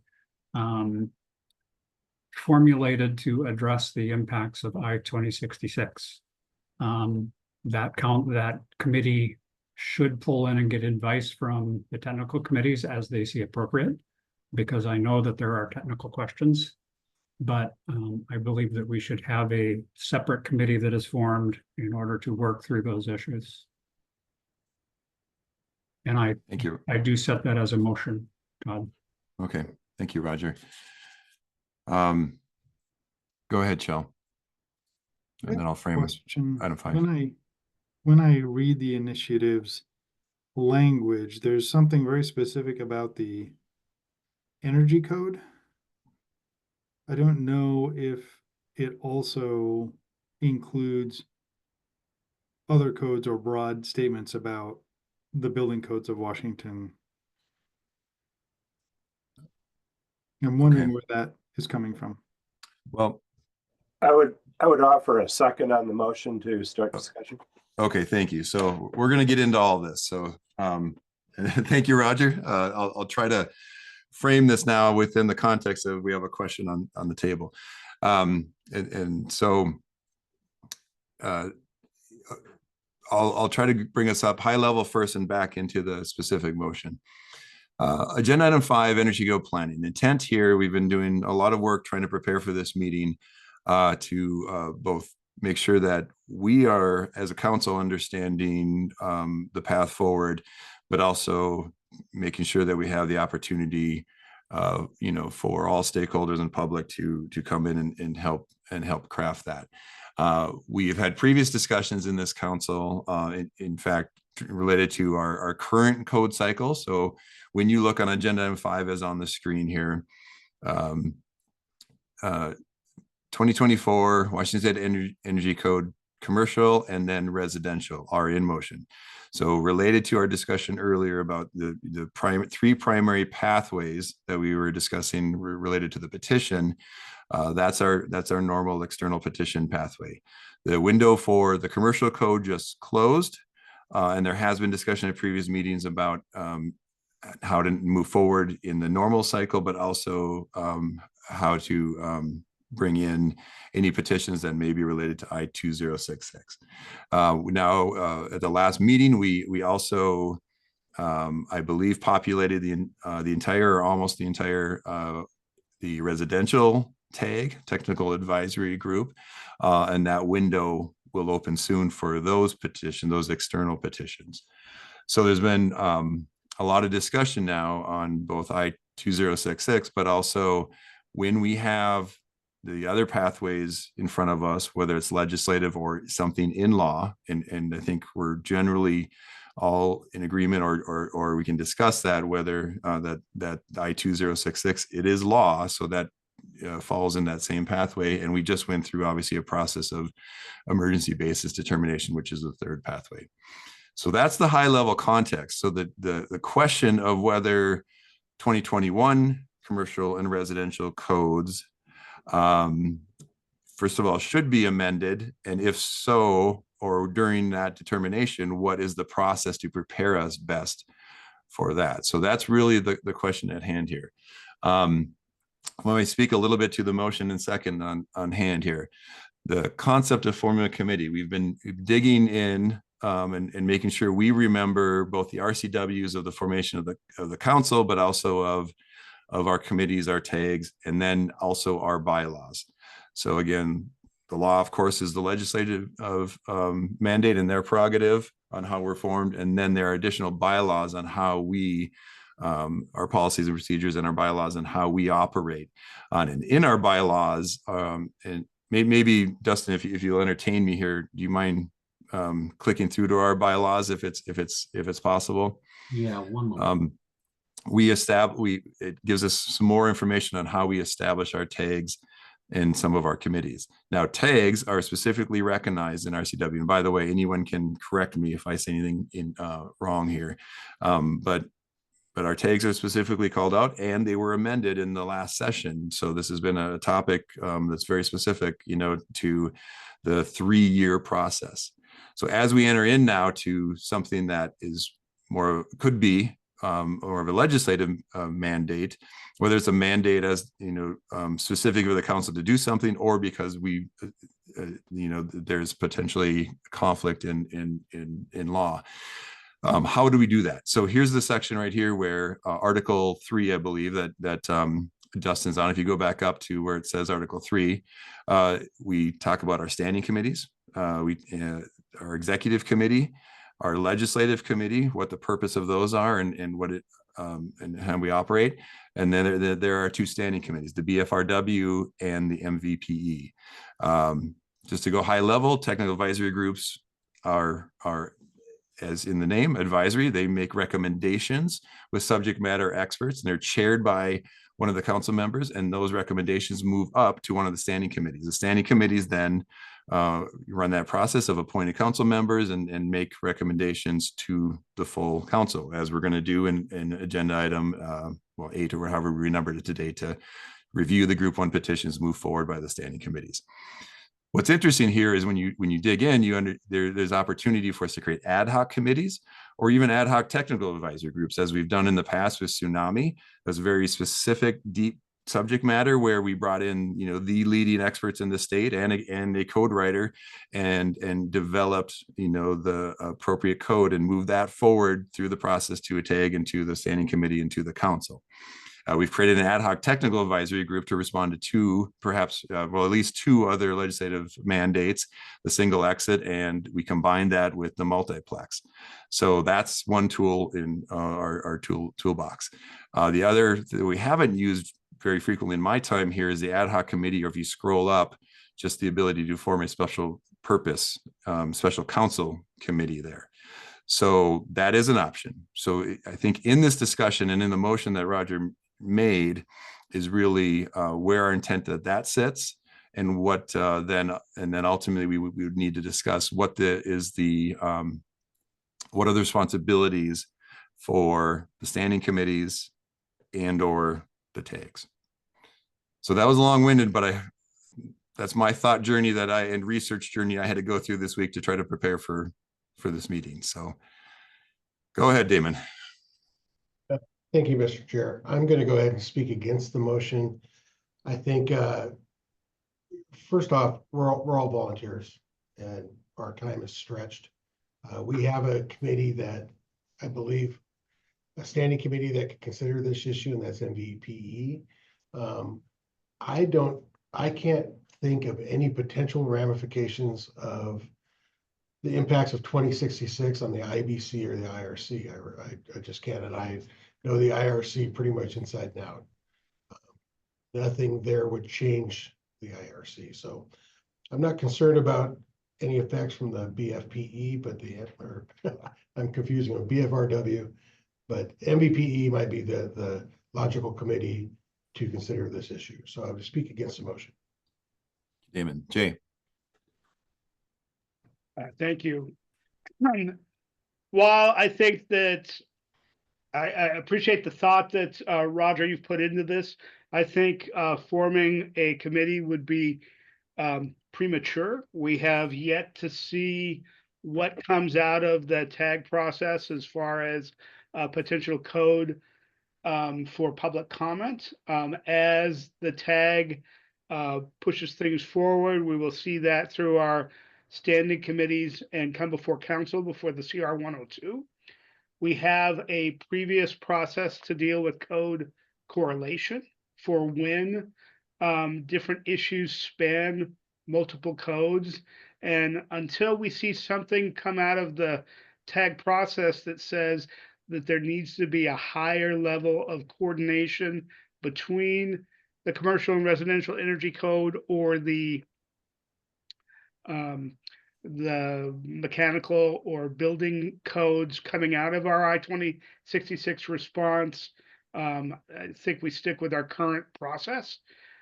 We do have the advantage that the tag for both the residential and commercial energy code is led by the same person, and I think Jill's in a good position to help make sure that those efforts are coordinated without standing up a special committee at this time.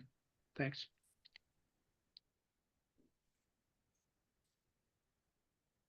Joe? I guess I agree that role volunteers and creating another committee. I think we need I guess I haven't been convinced that we need another committee based on the testimony I've heard. I would like to hear more about why we do. I think the MVPE oversees almost everything, if not everything, that might be affected by the initiative. And so handing that committee the role of overseeing changes to the energy codes for the 2021 energy codes based on petitions received or other information, I think is appropriate. And I guess I'd need to be convinced why that's not the appropriate committee to handle those. And when I look at the initiative specific language, there's two places at which it refers to the Building Code Council, and in section 6 of the initiative, it specifically refers to the Washington State Energy Code as the only part that's modified by 2066. When I look at section 7, it says when amending a code under this section, the State Building Code Council shall not in any way prohibit, penalize, discourage the use of gas in any form of heating, or if any use is related to appliance or equipment or in any building. That's the only part that changed in section 7, and that refers to only under this section. The section is an energy code section. I guess I'm trying to understand why the purview goes beyond the existing committee, or what the need is to create a special committee. I could be convinced, I just don't yet see the full rationale. Okay, thank you, Tom. Yeah, I did second this, and I hadn't spoken to anybody about this prior to this, but as I'm thinking about it, I think, it might have some merit in helping usher this process along, and I probably should let Roger speak to it more, but I'm kind of in favor for it just to help speed the process through. So Yeah, if I can, Todd. Yes, of course, Roger. Yeah. I could reply to both Chell and I think to Jay. My concern, and Chell, if you can, sorry that I have not kept up on the details. So the commercial energy code was part of group 1 and you're getting into the residential. Okay. So my question to you and to the rest of the council is, in our current process for group 1, the tags have approved, and I think that we're hoping to review those, all of those code change proposals in the commercial energy code later in the process, later in the meeting today. Can I correct Will there be an Roger? Somebody asked opening? me a question and I nodded, but I didn't answer. Okay. The commercial energy code is not part of group 1. It is on its own schedule because of the delay of the IECC 2024 publication. So Okay. it is not group 1. We're not, the tag or the Building Code Council closed the window for new proposals on January 14th, 2025. And those code proposals were both to address 2024 integrated draft, as well as we added a bunch of language about it. Proposals could also address 2021 codes, just to be clear. Sorry. Okay. So that is my question. And the reason that I felt like a separate committee was required is, if I am somebody from the public and I want to propose a modification to the commercial energy code based on Initiative 2066, am I allowed to do that, or has that process already closed? And if that's already closed, then I think that we need to have a different process to allow that interaction, those potential proposals. So I guess, Chell, if you could answer that as, or Dustin, where are we at in the process? I think that we need, as a council, we need to have it open to the public, whether it's BIW making a similar suggestion to what they did on the emergency rule, or whatever. We need to make sure that people have the ability to do that. So the proposal window did close, as Chell stated. It is my understanding that we did receive proposals that do address compliance with 2066. But I'm hearing the maybe a desire to get additional input, and I would I guess ask Chell as that tag chair what his thoughts are on maybe allowing more proposals to come in.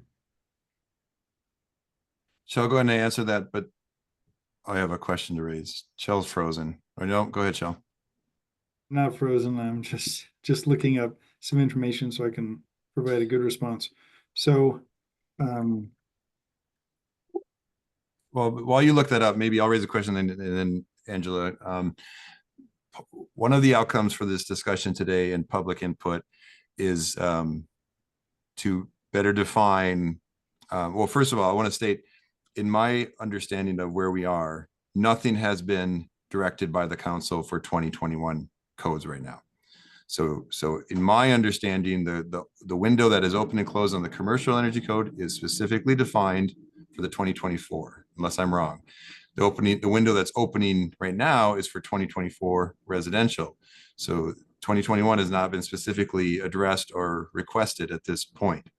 And the second question I have is the petition process. We've tried very hard this cycle to define petition, what that is versus a proposal, if there's a difference, but we've gone into the definition of what a petition is. And then my question to be unpacked here is a petition specifically required or desired for the other pathways that's not the 3-year process? Or is that something very specific in our understanding of the 3-year external petition process? So,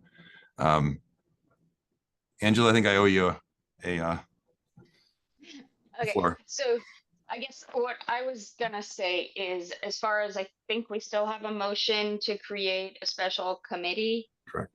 Okay, so I'm not in favor of that. I think the reason that we deferred it to a tag is because they are the subject matter experts we as the council aren't necessarily. So if we take this to a subcommittee of us, I don't think we will get as quality of a product as we would by actually giving it back to the subject matter experts, because this code happens to be extremely complicated, whether it's the residential or the commercial. And then as far as the petitions or proposals or whatever for the 21, I do agree that we should specifically open up a window for just those proposals, just to make sure that that was public knowledge, not just you happened upon the site and saw the note kind of thing. So I would agree with reopening just for proposals to the 2021 so that we could review those. Thanks. And just to, is my understanding correct, to Angela, to all, that to date, the only action that's been taken by the council is to refer the 2024 petitions for the commercial energy code? Am I forgetting something other? Shell Todd, had mentioned that there was a note that they added to accept the 2021s. So, Right. so at our December meeting, yes, at our December meeting, when we opened the window for code proposals based on the integrated draft, there were a couple pieces to that. And one was opening the window for the 2024 code proposals. This is in the minutes, so you can read it if you want. It also opened the window for any 2021 code proposals that met certain requirements, and I believe there were 4 pieces of that. And so the window is already open, and we received a lot of code proposals that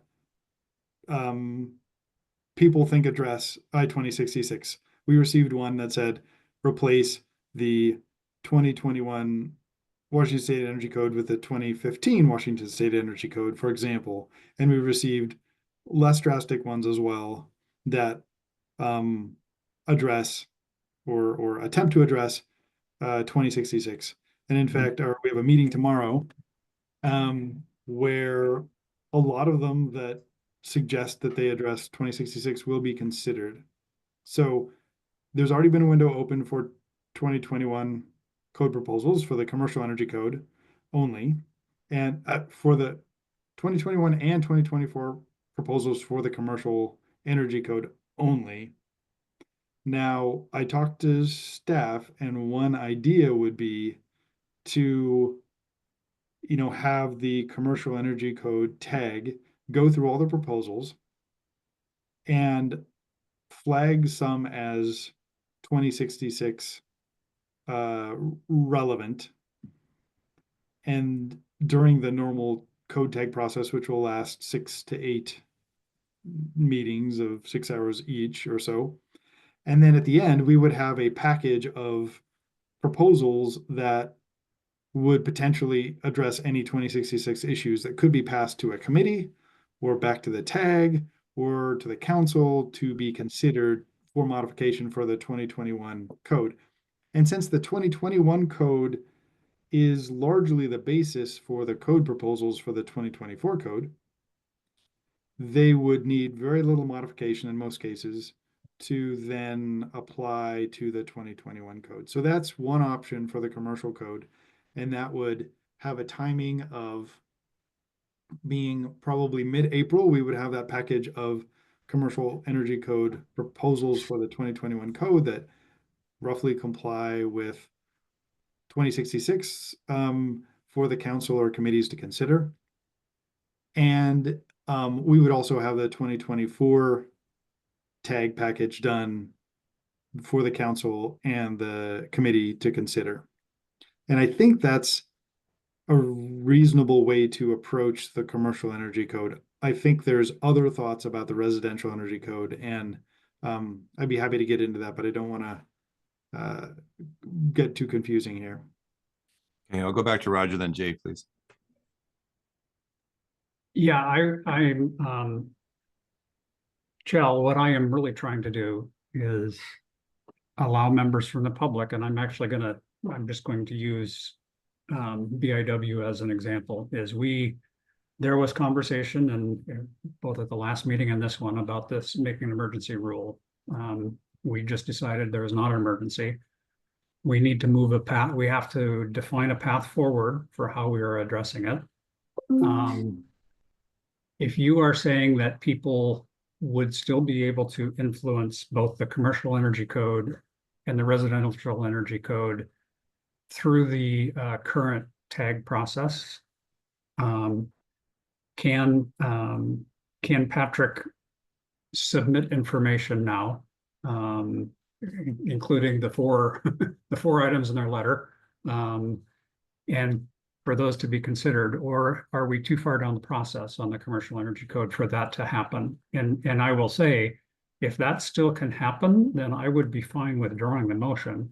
I just want to make sure that people have the comfort that they have the ability yet to make proposals, and so that we get the right answer. Since I was asked a question, I'll respond. Is that okay? Yeah. Okay.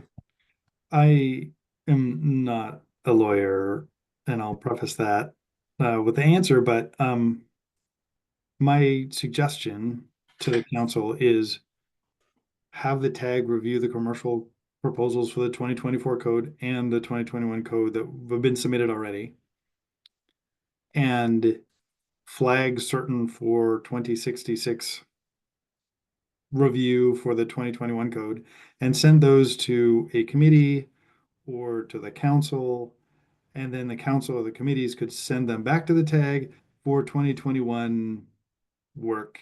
I think for the commercial energy code, that would work. I think to your specific question about could we open up a new window for the 2021 commercial code, we certainly could. I think the public was aware and submitted a lot of proposals that might affect that. But out of an abundance of caution, if we wanted to do that, I think we could.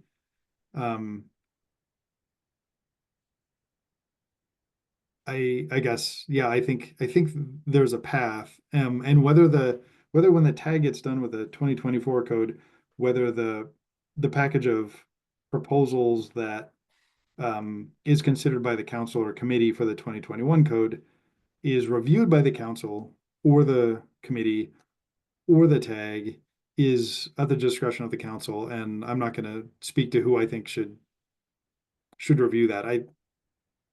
So I don't know if that answered your question or not. I think the public will have plenty of chance to weigh in on it, but there is, I guess the other thing is that in talking with staff, it's not entirely clear in this case if a proposal could be created by the tag to address I-2066 or the council or a committee, is my understanding from talking to staff. It doesn't need to come only from the public during the open review process, but I'd like to ask staff to confirm if that's true. Sure. I want to come back to that because that's kind of the basis of my question. So, but Jay has the answer and has been waiting patiently. Don't have a full answer to this. A couple of clarifications. One is, Chell, you'd mentioned it was our December meeting. It was our October 22nd meeting. We directed the energy code tag to continue to advance the 2024 energy codes, and if needed, bring forward off-cycle recommendations to update the 2021 energy codes, residential and commercial. So we're kind of down this path already, given the direction that we have said.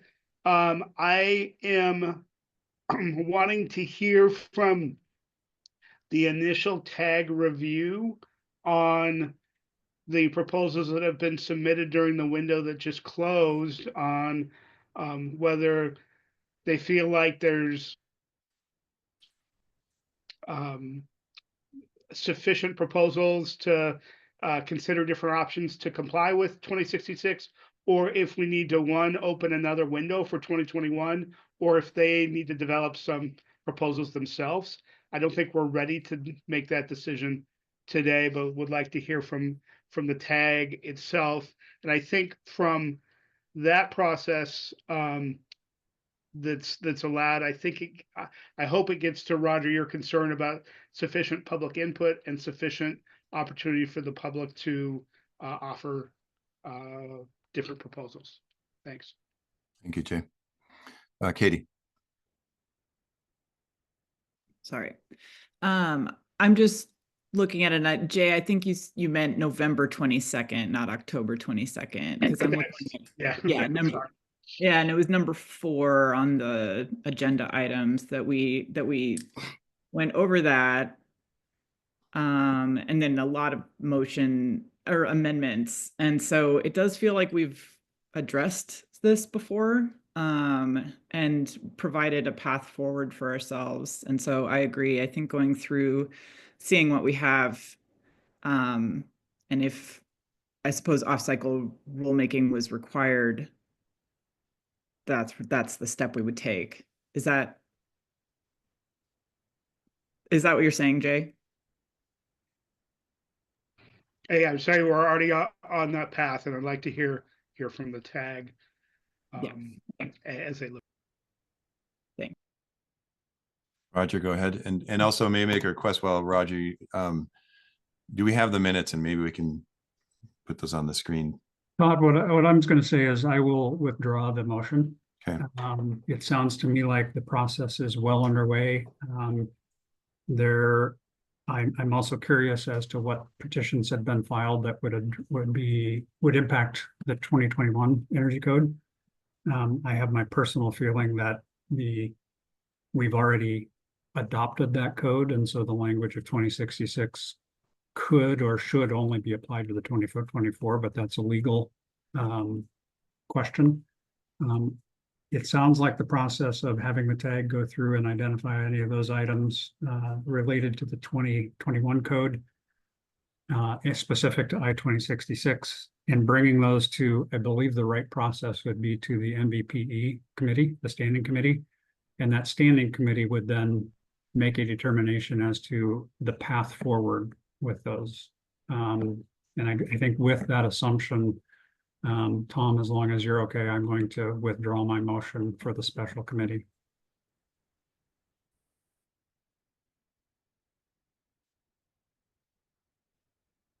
Are you there?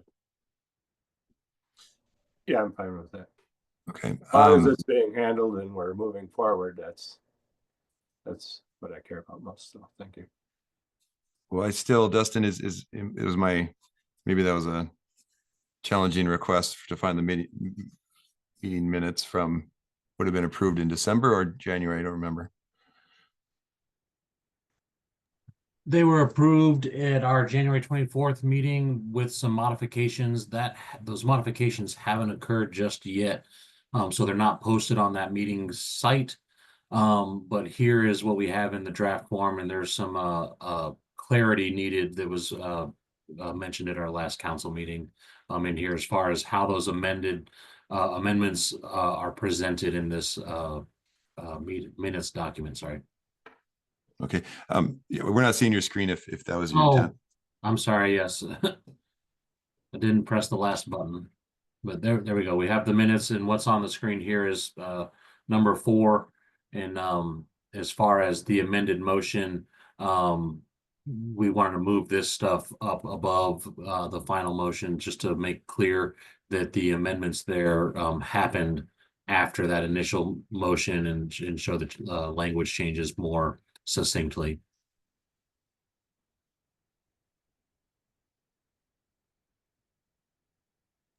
Thank you. Okay. So we're going to take public comment on this as on the agenda, but I'm not sure this addresses my questions on it.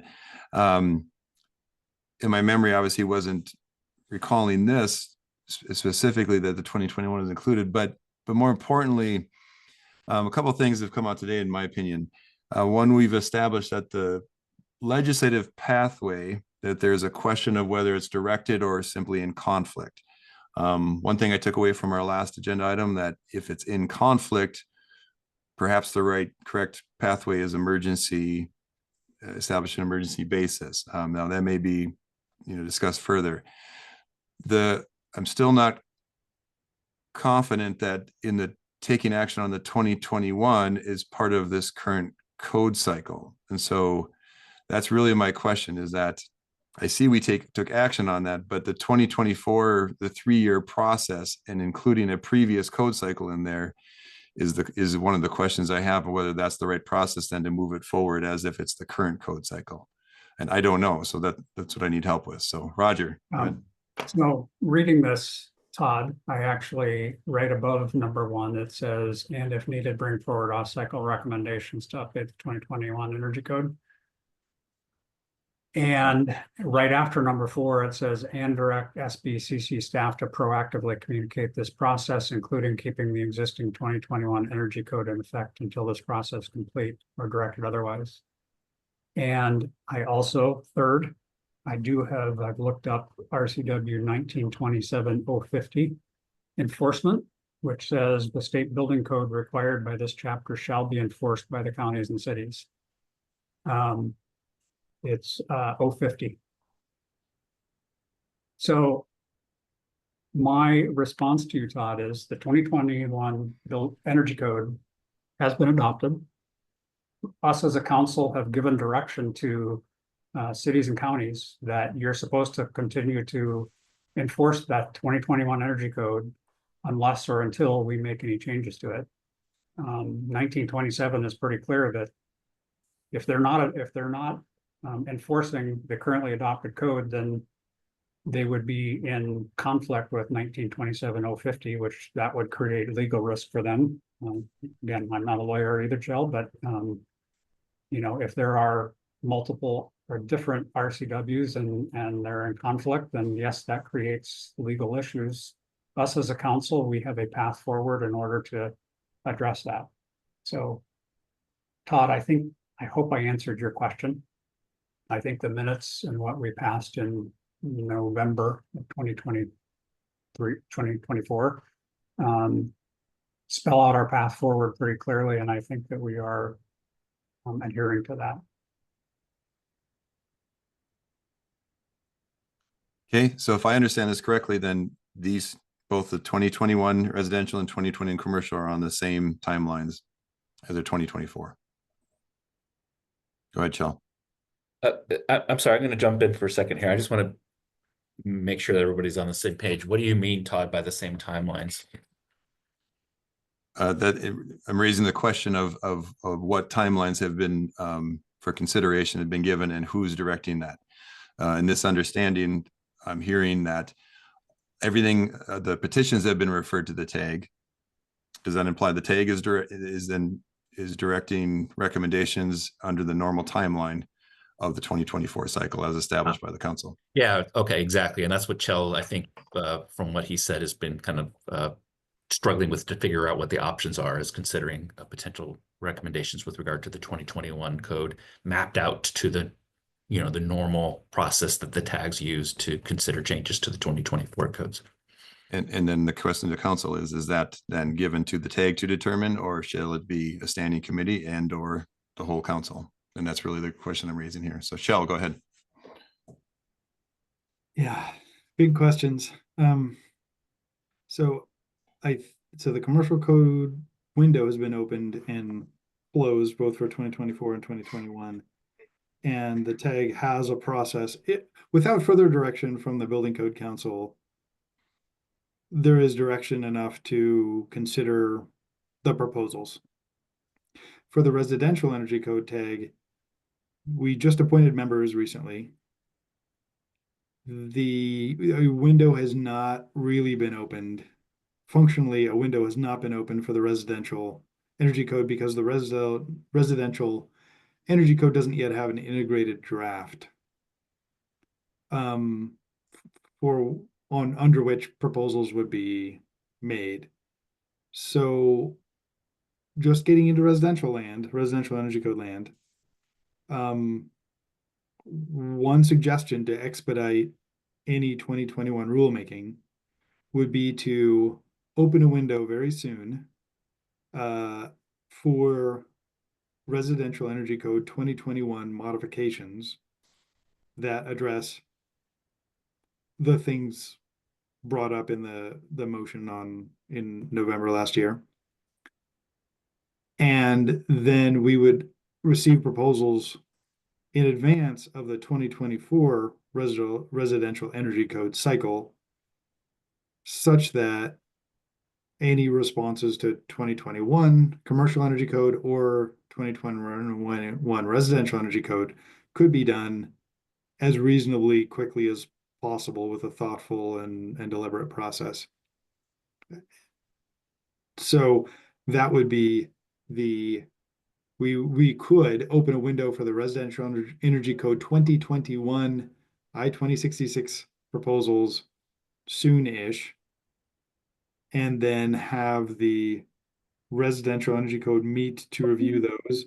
And the residential energy code would also then meet to review the integrated draft. And then in a couple months per our schedule that Dustin has published, meet to review the 2024 codes. So there'd be basically three processes: the 2021, the combined commercial process, the special 2021 I-2066 process for residential codes, and then the 2024 residential process. That's probably about as quickly as we could possibly move to do deliberate and thoughtful code making. And that's, I talked with staff, and that seemed like a decent path forward. We could do something else, but I wanted everybody to hear that that's one option. Damon, please. Thank you. Two things. One, Dustin, I'm struggling to find the minutes that you had pulled up. So if you were looking for, they're not posted against that meeting on the November 22nd. They are included in the minutes approval for the January 24th council meeting. And so that's where they're currently posted. And until we get that final revision done, we were holding off on that final posting on the November 22nd meeting. Okay. And then once again, Derek, I'm going to drag you in. I without an emergency rule in place, or action in place, it seems like we're kind of getting muddy here with the APA. So I want to, I thought that maybe that was kind of what we were touching on before with some of your comments, Damon, with respect to the vote on the emergency. And so I want to be clear what I understand that the council did when it determined, or when it voted rather, that they weren't going to support an emergency determination for the BIW proposal. That was a request with respect to that petition, and whether that petition was warranted because, or whether an emergency existed that warranted that petition for emergency rulemaking. I do not believe, if this is what you're getting at, Damon, that necessarily informs or precludes this council from making an emergency determination in other contexts with respect to the code. And I think we heard some people say that, if there were changes that were made, or we're maybe get to a point where there isn't an actual emergency that would warrant emergency rulemaking, maybe the solution that BIW proposed, maybe other solutions. So it's possible that emergency rulemaking is warranted to move forward with changes to the code. That would need to be made on a sort of an item by item determination, I think, by the council. Okay, good. Thank you. That helps. Okay, good, because I was maybe putting words in your mouth there, so I didn't want to do that. Okay. We are in a motion here. And like before, we have not taken public comment. So again, against desired practice, I think this is, it's important that we do, oh, I'm sorry, we're not in a motion. You withdrew it. So we're in general discussion now about agenda item 5. So if there's no other discussion from the council, then we are going to open it to public comment. And I see a hand with Patrick. Go ahead, Dustin, first, please. I just wanted to make sure everybody's aware that we, as far as APA is concerned with rulemaking, we do have some pre-proposals, some CR 101s on file for response to the 2066 topic. So we haven't necessarily gone past that. We're in that developing proposed rule phase of that rulemaking process right now. And if we're looking at our filing numbers, it looks like it's WSR number 25-01-026 and also 025 are the two CR 101s on file for this. Okay, but just to be clear, if the basis for the council to direct any action regarding 2021 is an emergency basis determined by the council. Yes. Yep. It is not due to legislative direction. Is that correct?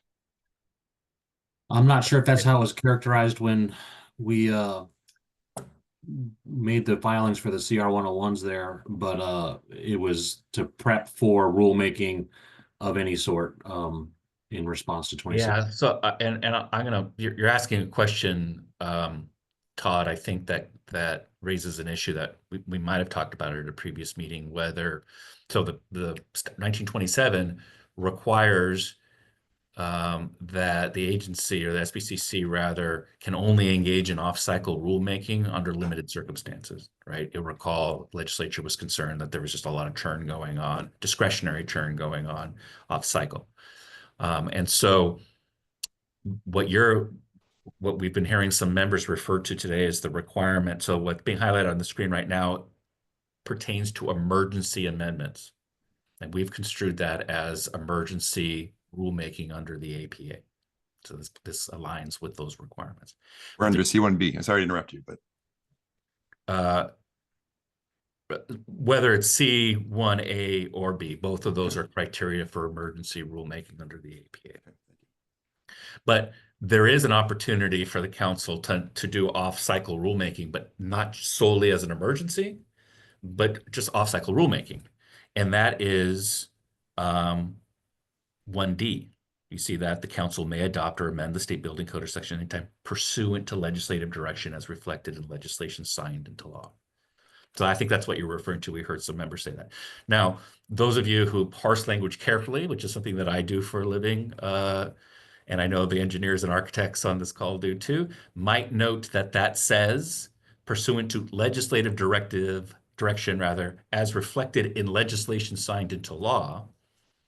And I-200 arguably wasn't signed into law, although I-200 and any initiative is a legislative act with the people rather than the state legislature acting as the legislature.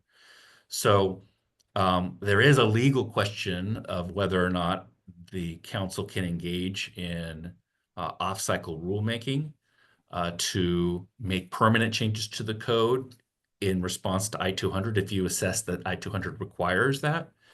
And I'll tell you, Martin, this is not, we haven't done a formal analysis, but I would submit that it would make little sense for the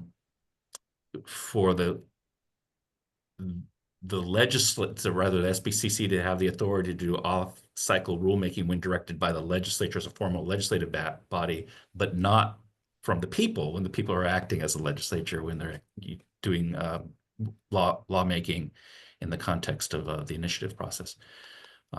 So I just want to make sure that, those are my thoughts, and I want to make sure that people understand about the two pathways here. There is permanent off-cycle rulemaking, which I believe is what the 1D is intended to address. And then there's emergency rulemaking, which is what we were just talking about under 1C, but those are limited to the requirements under the APA. It's a temporary solution and temporary changes to the code. And if I just confused everything, I'll do my best to clean it up, but that's how I see it. Oh, I think it's where we need to go. Thank you. You're welcome. Roger. Yeah, I just would say, Dirk, that is exactly my interpretation. I believe we are under item D. I understand that signed into law implies that it comes through the legislature, but I believe that since there is nothing that says what we're supposed to do with initiative passed by the people, I think that that's where it falls under the best, the easiest. And I would suggest we just passed a motion saying that there was not an emergency. So in my opinion, we are under section D, the legislation. There's legislation that has been passed. We as a council need to address it, and that is what we are doing. Patrick, I apologize. But Ty, go first, please. So when I read that highlighted section, aside from the issue about signed into law, I'm looking at the words legislative direction. So to me, that means there are laws where a council or a of some type of, I'm on the Sentencing Guideline Commission, sometimes the legislature says, Sentencing Guideline Commission, go do this thing. That's legislative direction. I don't interpret it as being just, they pass a law and then we have to do, like, to me, this is a narrower subset than I feel like we're talking about it. Am I off on that, Derek? I guess this is a question for you. I feel like I would read that as only being when a particular law, whether it's an initiative or a legislative act, directs us specifically to do X, Y, or Z, then we can act pursuant to that direction, but not just they passed a law and it creates some problems and then that now activates this section. Yeah, really, really good question, Ty. And I just for folks who are listening, this is new language, right? So that's one reason why we're addressing it now. There hasn't really been a lot of opportunity to consider this language for previous off-cycle actions. I think that's a plausible interpretation, Ty, but I guess the question then would be, well, I shouldn't say it's plausible. The language is clearly there. It says as directed. So the question that we would have as a council would be, well, how narrowly do we read that? Does that require that the legislature, whether it's an initiative or the legislature sitting here in Olympia, has to say you are directed to do X, Y, and Z? So that would be the most narrow, I think, interpretation of it. Or the state building code must do X, Y, and Z. I think reasonable minds could disagree on that. I might be inclined to take a little bit more broader interpretation of what direction means. My view would be if there's a state law that specifically says the building code shall say this, and the SBCC is required to adopt a building code that's consistent with state law, I think that to my eye could be perceived as a direction by the legislature to change the building code. I-2066 is a little bit more challenging because there isn't affirmative language along those lines sort of directing the SBC. It's negative language that says the SBC shall not do certain things. And so that complicates things a little bit. But I think keeping an eye on the scope of what you're permitted to do for off-cycle rulemaking is important. And Ty, I think that what I have characterized as a more narrow reading of it is plausible. I would note, though, that I think council would want to be careful to not box itself in too narrowly in what it's able to do off-cycle, because you might find in the future a need to actually engage some permanent off-cycle rulemaking if the legislature expects you to do it. And saying, oh, well, you haven't formally directed us to do it, could be perceived as problematic. Okay. Thank you. Okay, back to public comment. Patrick, please. Thank you, Chair. So the council voted for that 2066 resolution last year. And then in December, you filed CR 101 rulemaking for the 2024 Energy Code, but you did not file CR 101 rulemaking for the 2021 Energy Code. But my understanding of that resolution was the intent to open up the 2021 Energy Code for potential rulemaking regarding 2066. And the proposal window that just closed for the commercial code was specific to the 2024 cycle and not specific to that CR 101 that was filed. And if that was the intent of the council, that was not indicated to the public. It was not indicated in any notices. It was not indicated on your website. Now, it seems like most people submitted proposals regarding 2066 during that window, but it was not specific to 2066. Public notice was not sent out. Probably most people weren't even aware that the CR 101 was filed.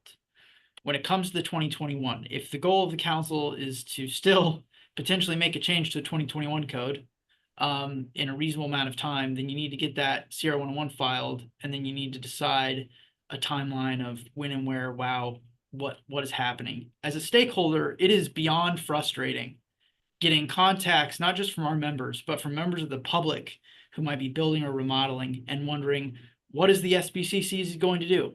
When are they going to do it? And I don't know. It's been 2 months since the initiative has gone into effect, and there is no understanding on the public side of what you guys are going to do, when it's going to happen. Is it going through tags? Is it going through committees? What's it going to take? And when I look at the schedule ahead for the year with the 2024 cycle, and this was my concern with not doing emergency rulemaking, but with going off-cycle rulemaking, is I don't know how you guys are going to be able to get it done on top of the 2024 workload in a reasonable amount of time. And as stakeholders, that's a major concern. Our builders wanted a change done 2 months ago, and they want a code that complies right now. And we're looking at, I don't know what, 6 months at best before something's ready to get implemented. So please, I hope out of today, as a member of the public, we have a better understanding of what you're going to do. And then in response, if you're not going to go emergency rulemaking, I really hope you don't waffle around on the off-cycle stuff. Because if this is going to have to go to the legislature, I don't think you're going to like what's going to come out of that. Thank you.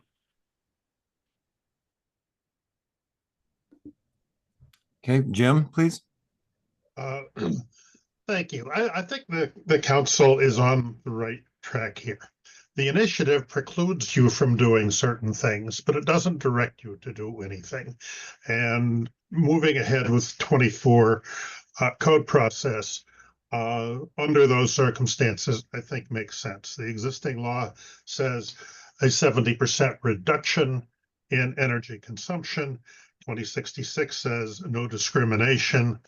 There's a number of ways to accomplish that. My personal preference, and I'm an economist, so I may look at things different than some of you who are in technical sciences or legal profession, but my preference is to create an energy budget in BTUs per square foot, measure to the property line, and free gas is 100,000 BTUs a therm, electricity is 3,413 BTUs a kilowatt hour, appropriate factors for propane and heating oil, and set a uniform energy budget, and then offer alternative pathways to get there for electric resistance and electric heat pump, and for gas consumption and for gas heat pump. Don't forget, the current code sort of ignores the gas heat pumps.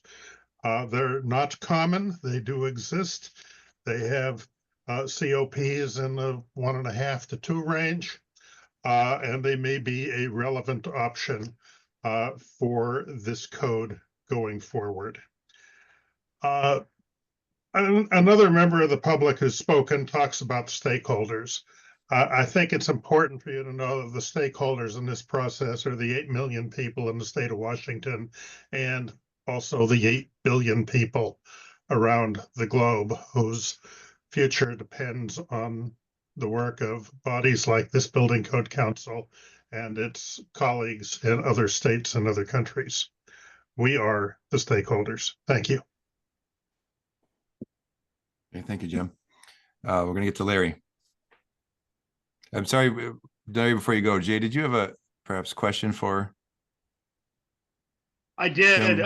Jim? Jim, you have mentioned in a couple of public comments this idea on how to pursue the energy code. Was that a proposal that was formally submitted? It is not a proposal that I have submitted, and I didn't, in part because at a previous meeting, Council Member Anderson indicated that the code process was moving ahead on a site energy basis rather than a source energy basis, and that's basically the same principle. So I kind of thought that was already on the table. Hey, thank you, Jim. Chell, did you have a question for Jim? Yeah, it was just to be clear, I said that the current code is based on a site basis, but we have discussions every cycle of the energy code about whether it is site or source, just to be totally clear. Okay, thank you.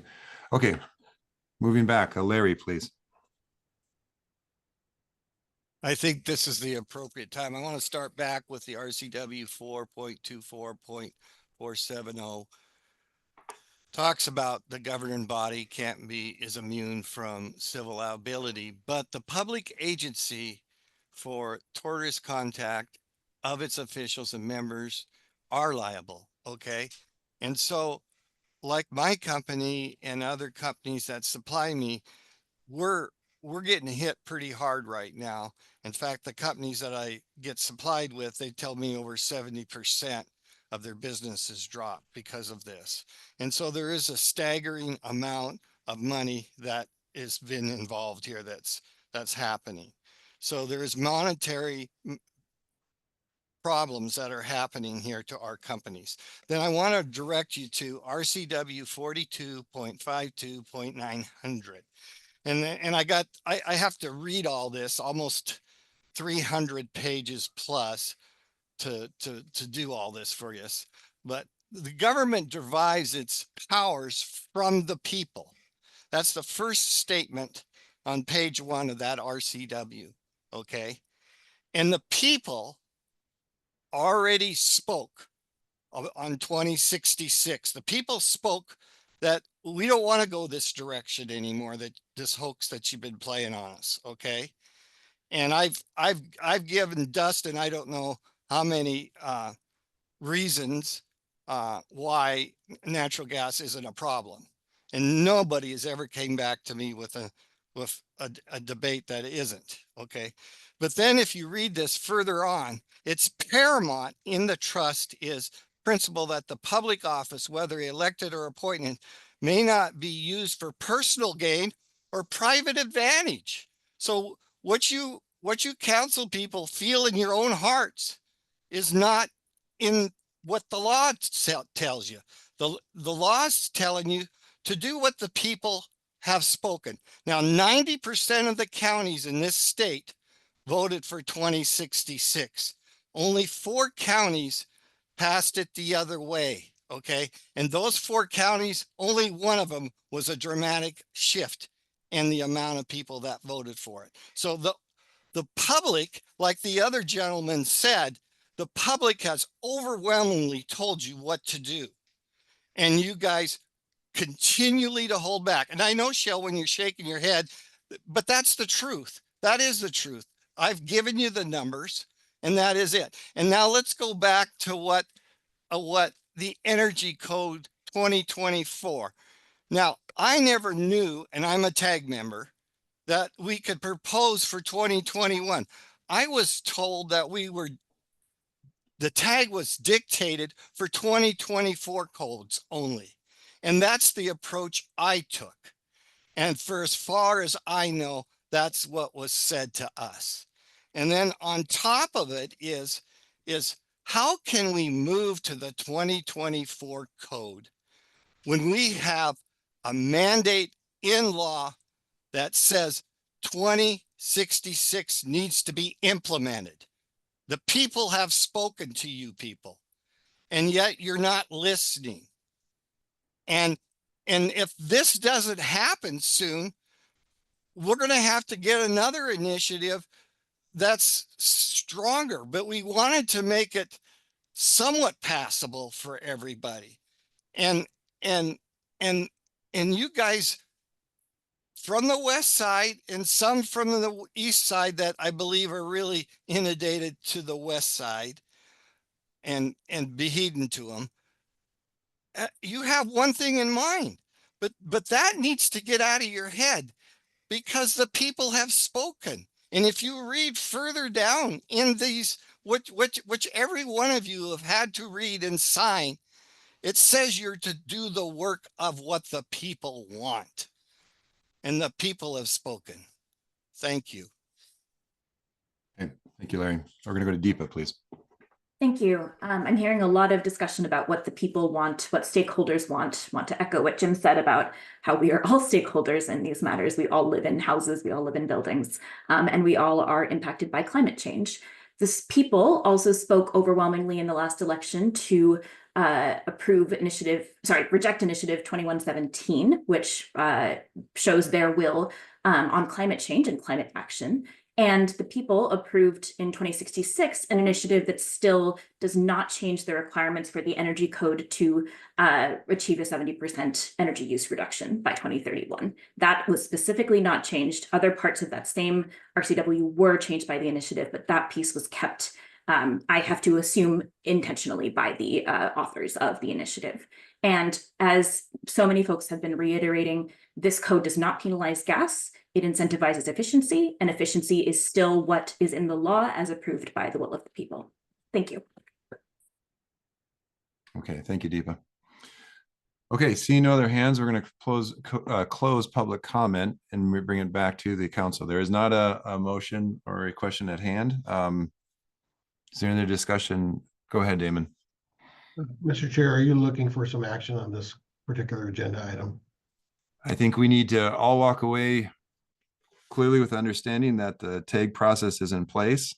I'd like us to clearly state the timelines for that process. And if that's all understood, then maybe there's no action, but especially with your position as chair of the MVPE, I think we need a clear understanding of that. Do you have any comment, Damon, or should I go to Angela? Go ahead. I was just gonna ask, do we need to do anything, like make a motion, like Patrick said, to publish the CR, whichever it is, for the residential, and then open up a submittal time for specifically for the 2021 proposals having to do with 2066? Do we have to vote or do something on that? Or is that something that, say, Dustin would put together a schedule and then we would vote on that after? Angela, I think to build on that question, the action taken in November 22nd, can someone please recommunicate then the timing of that versus the timing of the open window on which was the commercial energy code window for petitions, and now please lay out our window for the residential code. Go ahead, Angela. I do need to agree with Patrick on his point that it was not made clear to the public in any noticeable way what our action was. That's why I think we have coming up, I'm not sure which one, we moved one up or whatever, on our website statement. We never did that. So in order for people to know what we actually did, they would have to dig down into the website, watch the actual meeting video in order to see what the motion was and do that. So I guess I agree that specifically for 2066 changes to the 21 code, I would like to see a specific window opened for that, for those people that were not aware that it maybe was happening in conjunction with the 2024 of the commercial. Thank you, Angela. Damon? Yeah, I want to echo what Angela said. I've gotten pretty good at our website and I still can't find the minutes that Dustin pulled up. I went in all sorts of circles and I think it's just unclear. Okay, Jay. A question for Derek. Given that this is a special meeting and the discussion is around energy code planning, is what Angela suggests something we can take action on today, or would that need to wait to our February 14th meeting? Yeah, it's a really good question. So the OPMA requires that actions, I think I said at the beginning of the meeting, and I think Jay, maybe is what you're referring to, the OPMA requires that final determinations at a special meeting can only be made on items that are specifically identified in the call. The item here was referred to, we don't have the agenda in front of me, but I believe it said planning or something for each one of the energy code, 2021 and 2024 codes. And so accordingly, in my view, it would be appropriate to take oh, good. Let's see. See, I'm just making stuff up without actually looking at. There it is. Energy code planning, right, for the 2021 and 24 code. And so if part of your planning for that would be to direct that a new period be opened, right, to accept proposals, I think that would fall within the notice and call for this. You know, obviously we need to be careful not to go too far afield. What's really important here is that the public has had an opportunity to understand what this meeting is about and participate in the meeting. And so I think generally speaking, what Angela is discussing would fall within this specific item. I will note, though, that that's my opinion. And if council members are concerned about scope, I would take those concerns very seriously. But in my view, I think that this is allowable. Thank you. Roger. Yeah, I would like to make a motion, and I understand from Derek's perspective, somebody could challenge that we weren't supposed to take action today.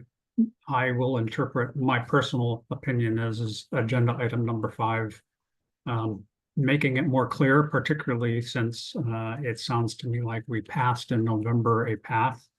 If that path has not been followed as we thought, like opening up the 2021, then I would suggest that we do it. So I would like to make a motion. I'm open to anybody to modify this, but the intent is that we would open up the 2021 Energy Code residential and commercial for code change proposals related to I-2066.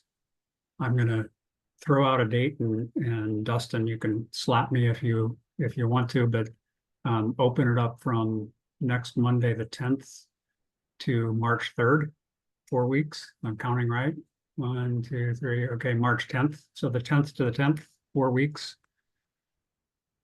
And direct the energy codes, tell basically the energy code tag to provide a list of 2066 impacts to both the 2021 energy codes, both commercial and residential, and the 2024 energy code, commercial and residential. Those recommendations should go to the MVPE committee, and I will put a deadline. I would like to say April, knowing that we're already you're not going to get them until March. I think that's too quick. So let's say by the May MVPE meeting, and Dustin can get the date of that. So that's my motion, is reopen up to 2021, ask the MVPE or the tag to provide recommendations for 2066 to the MVPE standing committee by May, whenever the May meeting is. Maybe May 9th, I don't know.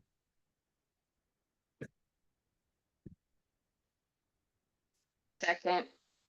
Okay, so thank you. So it's been moved and seconded. We're going to have to restate that motion, obviously, before we take action on it. But thank you, Roger. Okay, John, I'll let you comment in just a second here, but there were specific dates in there. I guess some clarification or discussion on those dates, and then how they do or do not align with the open window for the 2024 residential energy code.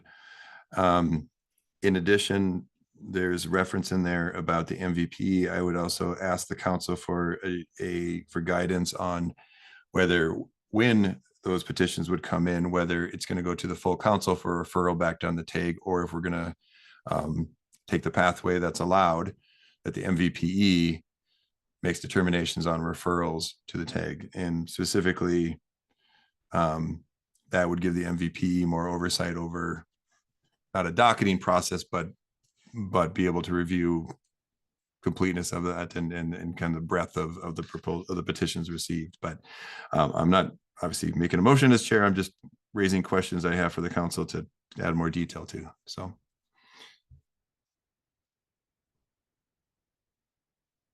Is there any deliberation at this point on the motion at hand? Go ahead, Chell. Yeah, I generally support the idea. I guess I heard today that it was not clear to the public that the 2021 codes for the commercial were being opened up for comment, despite it happening. So I guess I'm fine with reopening the window. I think the dates are fairly aggressive. Opening up a code window for 4 weeks. I assume that the cost analysis needs to be done if it's a code change proposal. And so I've seen people try and put together code change proposals in 8 or 12 weeks and struggle to get the time to put the cost analysis in there. So I think we would hear a lot of grumbling if it was only 4 weeks. So I would suggest, I generally support the idea of the motion, but I would suggest that it be open for 60 days at a minimum. Because people did not expect us to make this kind of motion today. Especially, I think a longer window would be good so that we get all the code proposals and they have a reasonable cost analysis on them. I'd also suggest that then the code proposals go to the council. I don't think they can go directly to the tag. Is, I guess, the practice of the council, so they need to go to the council and have them referred back to the tag. And I think that would push back the timeline, but Chell, just to clarify there, and Derek can weigh in, the council or the standing committee can refer to the tag, to my understanding. Okay. By practice, we've taken the pathway in recent practice has been to take it straight from the council. Okay, so the standing committee could do so. So I guess that would push the timeline out a little bit, but I think we need, I heard people complaining a lot about the window for the 2024 code being short. And I just don't want to hear the complaining again or not get code proposals because people didn't have time to work on them. Todd, can I respond? As I understand the complaint about the time, although we are also getting there are people unhappy with their speed with which we are trying to address this. So there's unhappiness on both sides. I'm fine. I understand the 60 days, that can make sense to me. So I will modify the proposal to say opening on Monday, February 10th, and closing on Monday, April 14th. And that the work is supposed to be sent to the BFRW committee by June 13th, which is their standing MVPE. You're right, MVPE committee meeting, which is their standing meeting on Friday the 13th. Thank you. We'll clarify that. Damon. A question for Derek. Do we need to file a CR 101 to reopen the 2021 energy codes? If you're going to do permanent rulemaking to change the code, then yes, you do. That is, I was going to say as a formality, generally speaking, it's just a question of pushing out paperwork, which is performed by the council staff. They need to be directed to do so, though, specifically by the council if they're going to take that step. And it's up to the will of the council of whether you would want to do that in anticipation that changes are going to be made to 2021 codes, or if recommendations are made to change, or you're going to act on to strike that. I'll use my lawyerly term, strike that. If you elect to not make changes to the 21 codes, you obviously don't need to file a CR 101. My opinion, Damon, is that it's usually pretty prudent to file a CR 101 just as a placeholder so that you can move forward to the CR 102 process, but ultimately it's up to the council. Just to be clear, if amendments did end up being made to either the 21 codes, we should have the CR 101 in place. If you're going to make permanent amendments through off-cycle rulemaking or on-cycle rulemaking, you need to file a CR 101. If they're emergency rules, you don't need to file a CR 101. You just file the emergency rule. But emergency rules have a time. Exactly. So the way that agencies will typically deal with it is they'll start the formal rulemaking process by filing the SAR 101, and then if necessary as a stopgap, they'll put in place an emergency while the process is underway to consider the formal rulemaking. Not recommending that there. That's just a description of how the process here, rather. That's a description of how agencies typically deal with juggling the timing required under the APA. Yeah, and I'm just trying to be cautious that we're doing this correctly, so.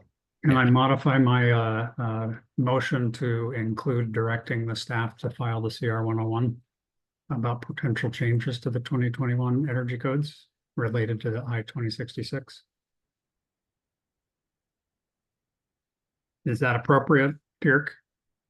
Does that You mean cover our bases? under Robert's rules to amend I'll leave that up to Todd.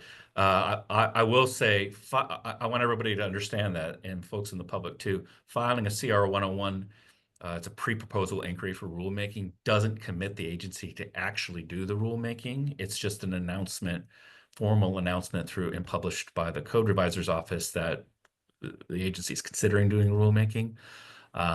So with that caveat, I would leave that to you all. Dirk, I'd like to follow up just a little bit that the CR 101 also needs to sit for 20 days prior to filing CR 102.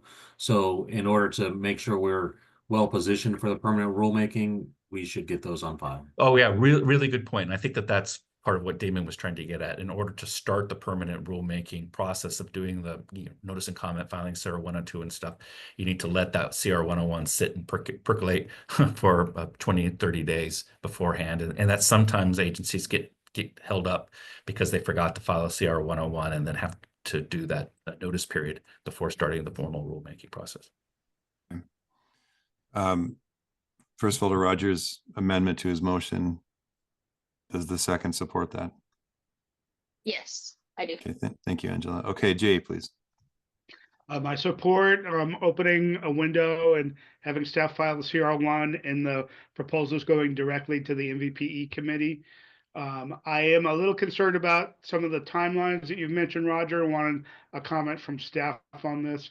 I think at minimum, we just want to say we want to do this as soon as possible and have a 60-day window. But I want to hear from Dustin and staff that the timeline by Monday is doable.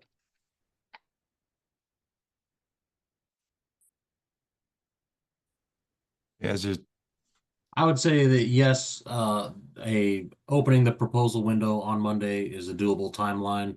I had comment on the original time frame that, while 60 days is indicated in our rules for our triennial code adoption cycle, a 60-day period's not required by my understanding for what we're embarking on now, but I also agree that a longer period is needed so that folks can do the economic analysis and have proper time to draft a good code proposal.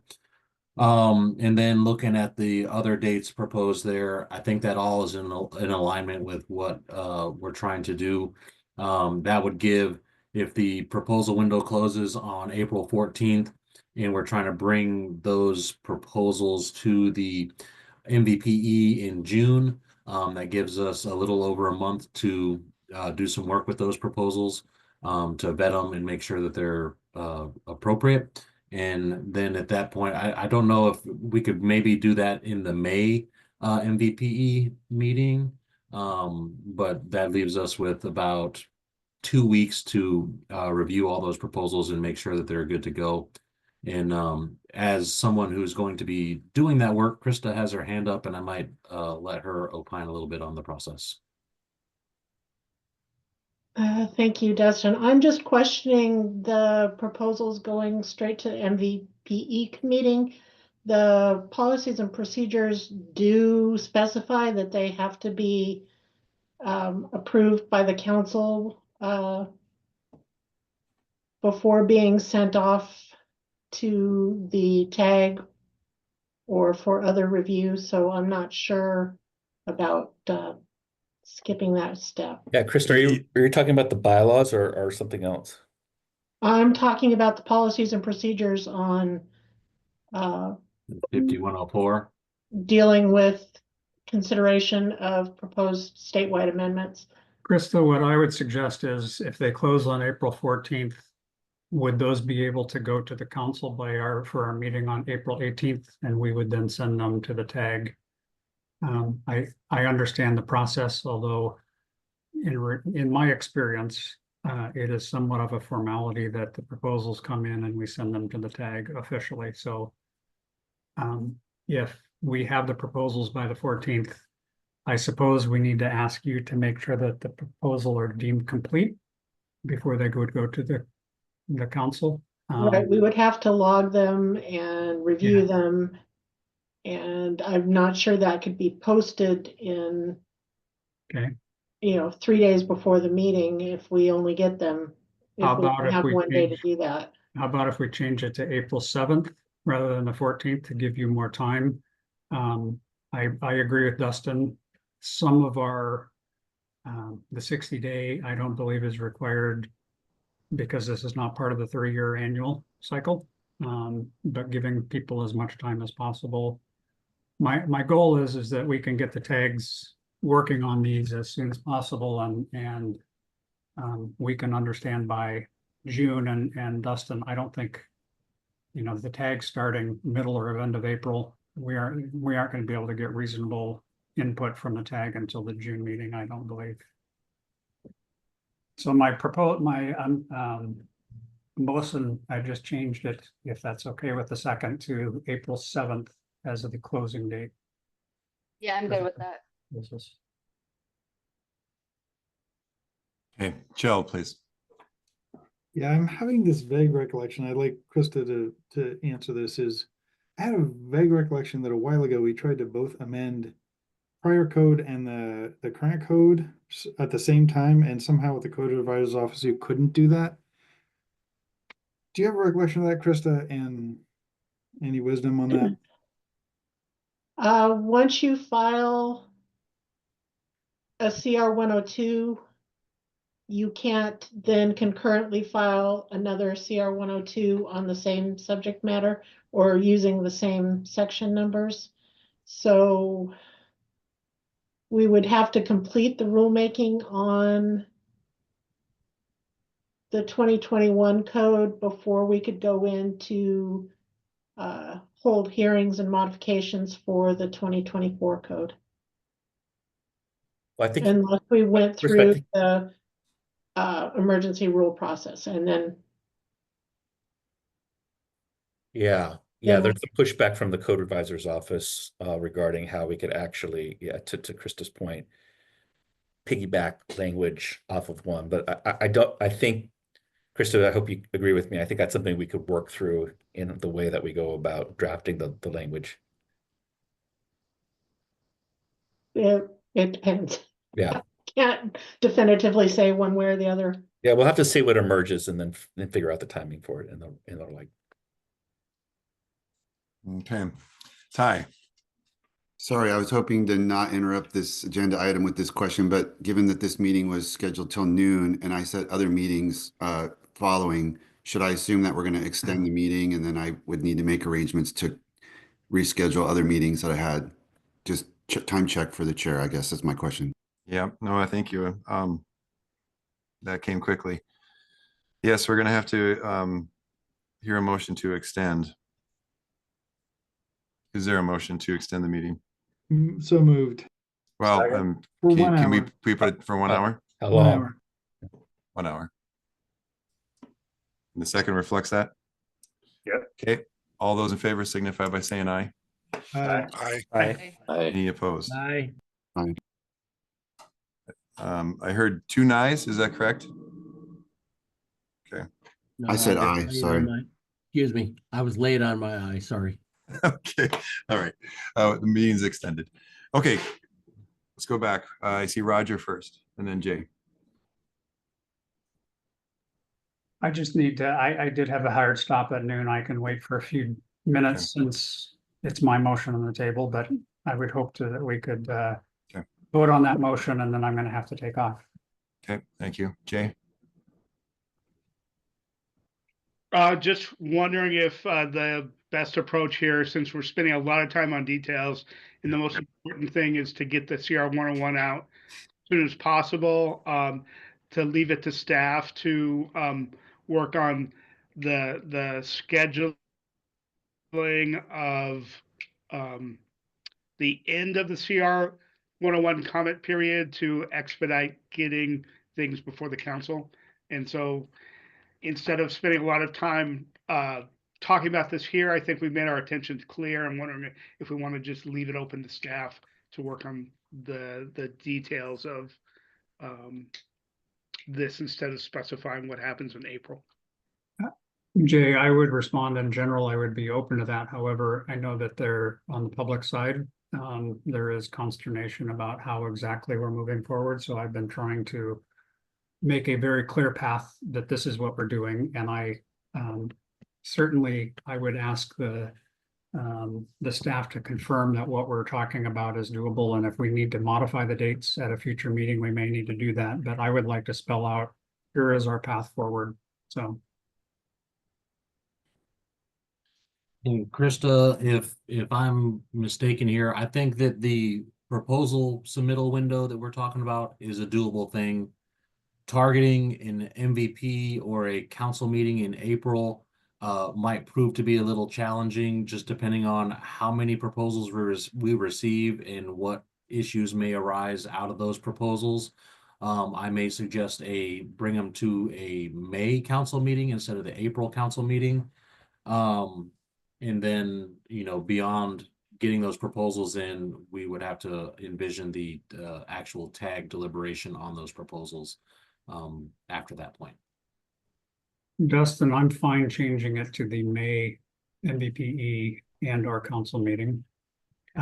With the caveat that I'm hoping that the tags can get started working on them immediately.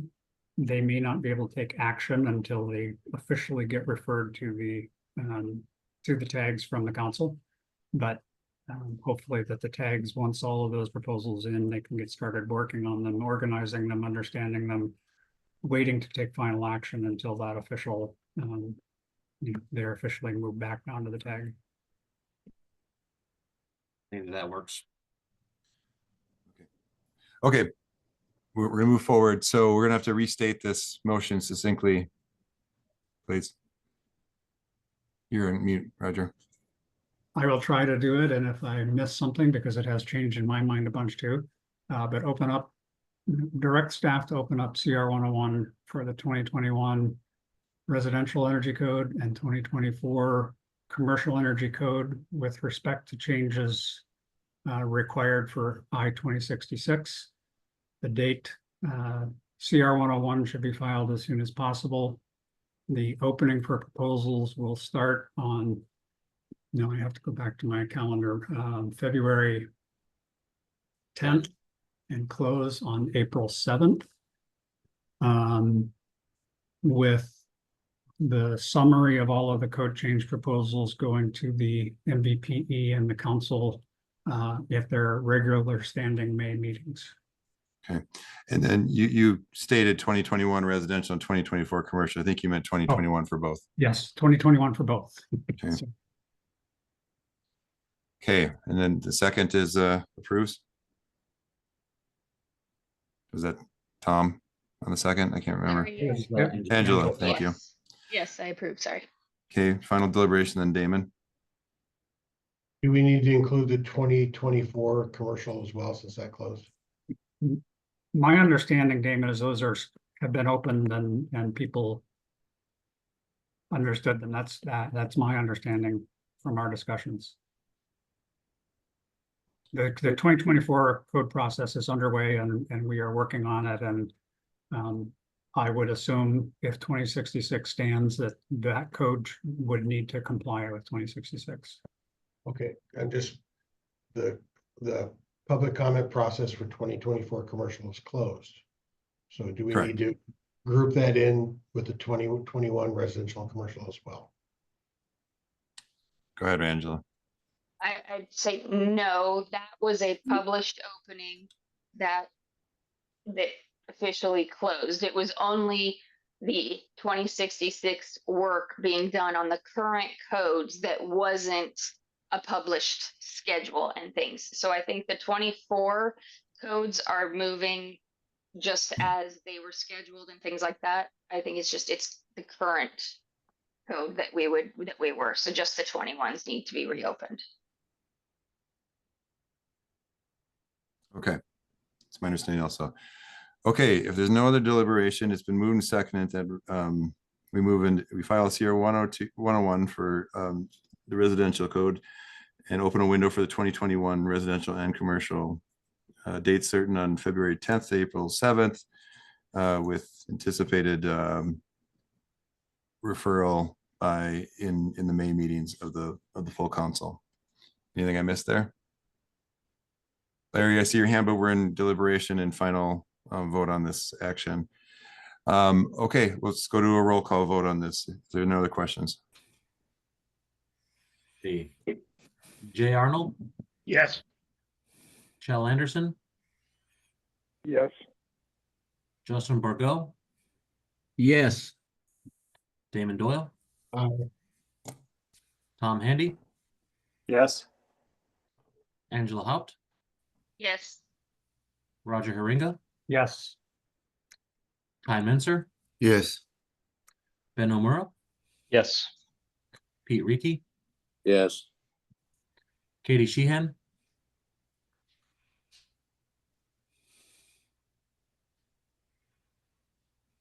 I don't see Katie online anymore. Dan Young. Yes. All right, with that, the motion passes unanimously. Thank you. With those votes, then we will move forward. Okay, with our extension here, it's important to get to agenda item 6. So group 1 petitions, please. Todd, I need to, Yes. and I believe you still have a quorum. Okay, thank you, Roger. Thank you. And I just want to make sure, Dustin, we have Roger's motion because I don't know if I have that in front of us for this next item. I don't have it as plainly stated in the statement there, but I do have lots of notes on it, and I believe I have it accurate. I can email it to you. Yeah, just to make sure. I pull it up in my email, but I want to make sure before you leave that we have that language in front of us. Okay, thank you. Okay, and let's see. With Katie missing and Roger out, we still are maintaining quorum here today. And so getting into the group 1. Dustin, I think Damon has a question first. Oh, sorry. Oh, I was just going to ask for a 5 or 10 minute break for Mother Nature. Yeah, let's do 5 minutes. I know that's shorter. It's short, but let's quickly do it. Thank you, Damon. Sorry, 12. Let's go 12:12. Thank you. Okay, everyone, welcome back. Again, we'll monitor internally here via video feed before we take action on with our quorum. This agenda item is addressing our group 1 code change petition. So Dustin, can you please introduce our action here today? Yes, so right now we have received, or I guess first for group 1 codes, initially at the outset of the 2024 adoption and amendment process, group 1 was envisioned to include the International Building Code and the International Existing Building Code, included in WAC 5150, the International Mechanical Code in WAC 5152, and the International Fire Code in WAC 5154A. It was also envisioned to include the Commercial Energy Code due to some delays on publication of the IECC. That process for the Commercial Energy Code is now out of sync with a group 1. So on the schedule that's been published as of the last council meeting, the Commercial Energy Code is shown on its own timeline, and the commercial or the Residential Energy Code is still envisioned as part of group 2. So anyway, that's the quick outline of where we're looking at today. So we're looking at 3 WACs here, 4 separate codes. The first one is the IBC, IEBC. First, we'll review petitions in the IBC, and then at the bottom of this page here, I have a section for the IEBC. They're kind of grouped together because they're included in the same whack. For this one, we've opened and closed a petition for amendment submission period. The tag has taken those proposals and reviewed them and made some recommendations. And then these proposals have also gone to the BFRW committee for deliberation there. And so in here in the columns where you see the color, we have some indication of what the recommendations of the tag and the committees are. Anything shown in red is something that has been denied or in most cases actually withdrawn by the proponents due to either proposals with a duplicate subject matter or just out of discussion, the proponents decided to withdraw based on discussion. So scrolling through the building code, we have some sections in here. We got a proposal from Ardell Jala on single exit provisions. This body of work was envisioned as part of our ad hoc tag and kind of in conjunction with our group 2 codes. So this one has not been reviewed by the technical advisory group, nor was it made any recommendations on by the committee. And so we have that one in the queue there for the body of work for single exits. And we'll be reviewing that upcoming, but it is included in here just to be clear that we've received a proposal as part of our group 1 rulemaking proposal period. Then you'll notice here that there are several yellow squares here. The yellow indicates that with deliberation from the BFRW committee that in concern from many stakeholders that specific proposals need a little bit additional work before we move them towards the CR 102. In regards to the CR 102, in order to file that, the State Building Code Council must also prepare a cost benefit analysis or actually a preliminary cost benefit analysis is what is required, and a small business economic impact statement. In years past, the council has taken the economic input from proposals and drafted those reports, and there's been some scrutiny and grumbling about the veracity of the information contained in those reports. So as part of what we're doing now, we are looking towards a contract. There is a spending and contract freeze in place for state agencies.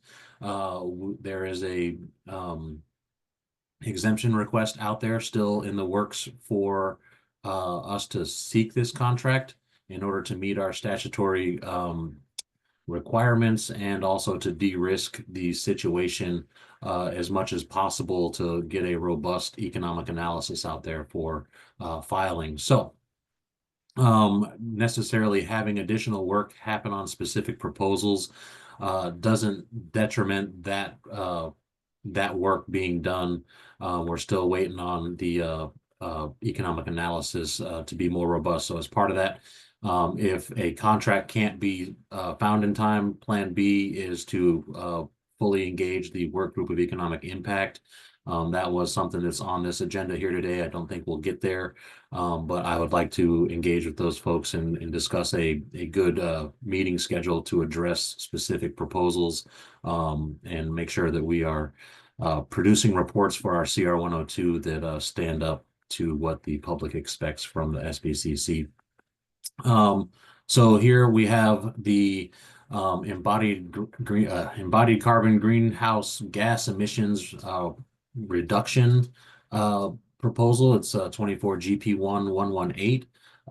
This one had a lot of conversation and a lot of time dedicated to it in the tag review of the proposals, and proponents for and against that came forward to speak at the BFRW committee to recommend additional work before we move a code language in relation to this topic forward. Similarly, we have a stairway enclosure and pressurization increase section proposal that just needs a little bit more work. And so the committee has recommended additional work on this proposal for 24 GP 1038.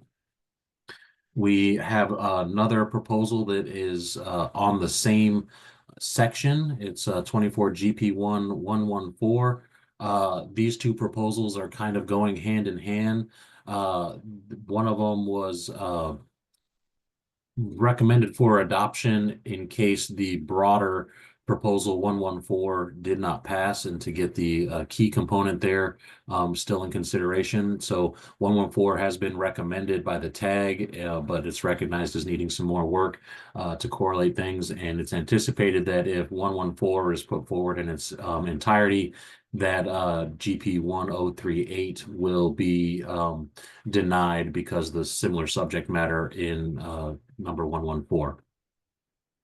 When we get down to number 115 for static dampers, it's another one identified as needing some additional work and correlation amongst the codes. And let's see, I think we have one more for fixed guideway transit requirements in NFPA 130. Previously in the year, Sound Transit came forward and made a presentation to the council expressing a need for consistent codes that can be applied across the state. This proposal doesn't necessarily accomplish the goal that they're looking for on that one, but does bring some more clarity to NFPA 130. But I anticipate we'll have some more contact with Sound Transit in regards to that topic. But because there wasn't a lot of robust conversation on this particular proposal, it's been identified as needing a bit more work as well.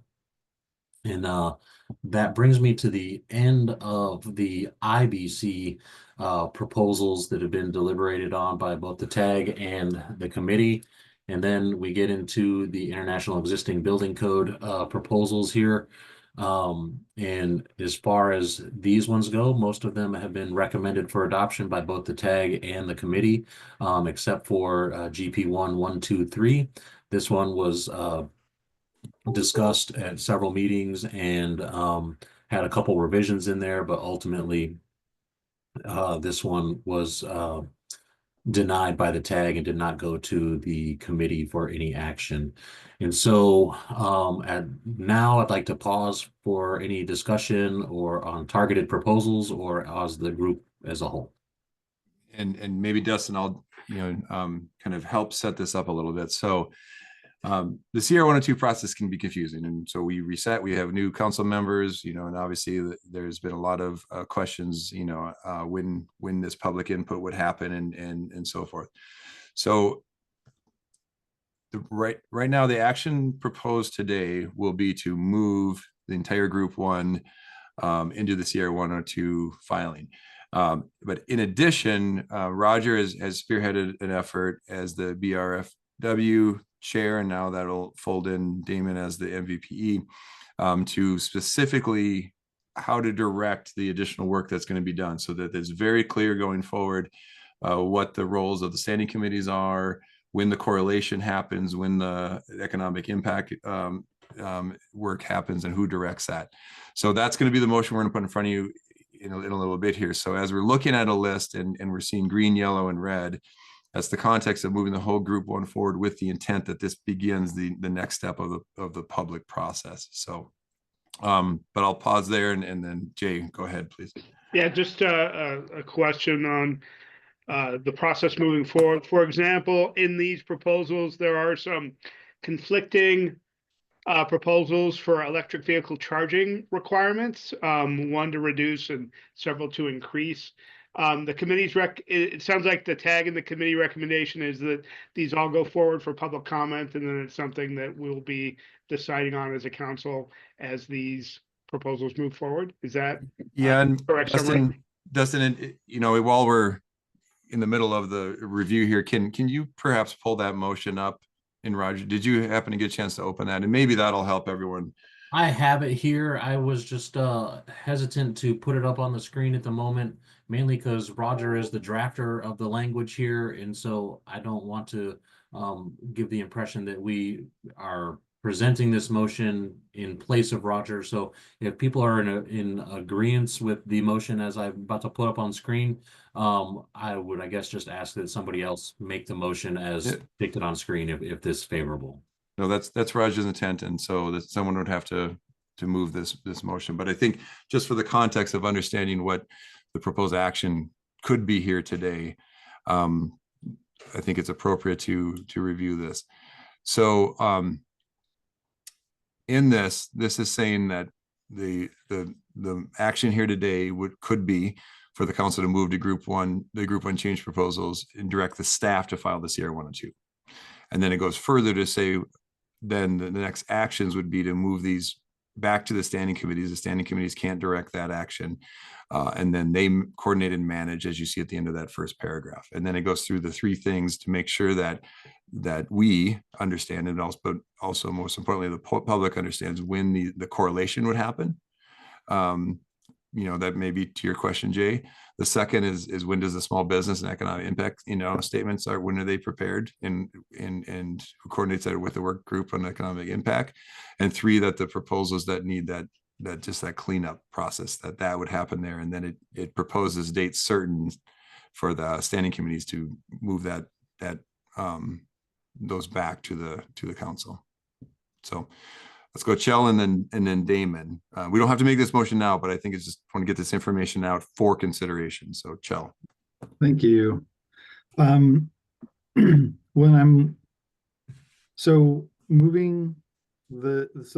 to understand the intent of this. So preparing the CR 102. So the CR 102 wouldn't go out until the 2 meetings, or the 1.5 meetings published here. And then during the time between now and then, the committees or whatever would work on the items 1, 2, and 3. So we're not directing staff to prepare the CR 102 right now. We're directing committees to do some stuff so that eventually the staff can prepare a CR 102. Is that the intent of this?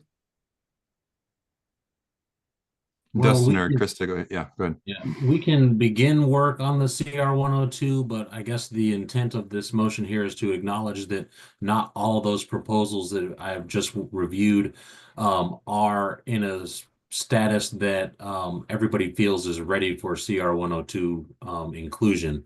And so in directing staff to begin preparations for the CR 102, we get a little bit ahead on the work that needs to be done to do that, and we can start convening the work group of economic impact to address economic impacts on the proposals, while we still seek out a contract for third-party unbiased review of that information. And so I feel that directing staff to begin preparation of the CR 102, we're not directing us to file it, just to prepare it. And as envisioned in the schedule, after all the preparation work is done and we're saying that the economic reports are satisfactory to the committees, that then the council will deliberate on the content of the CR 102 and the reports to be filed, and then direct the filing at that time. Okay, I thank you. That makes sense, and I'm glad that you're in agreement that it's a reasonable thing to do. So I guess I'm willing to make this. Tell before you make the motion, I want to hear from Damon, especially as chair. And I'm sorry to interrupt you, but I just want to.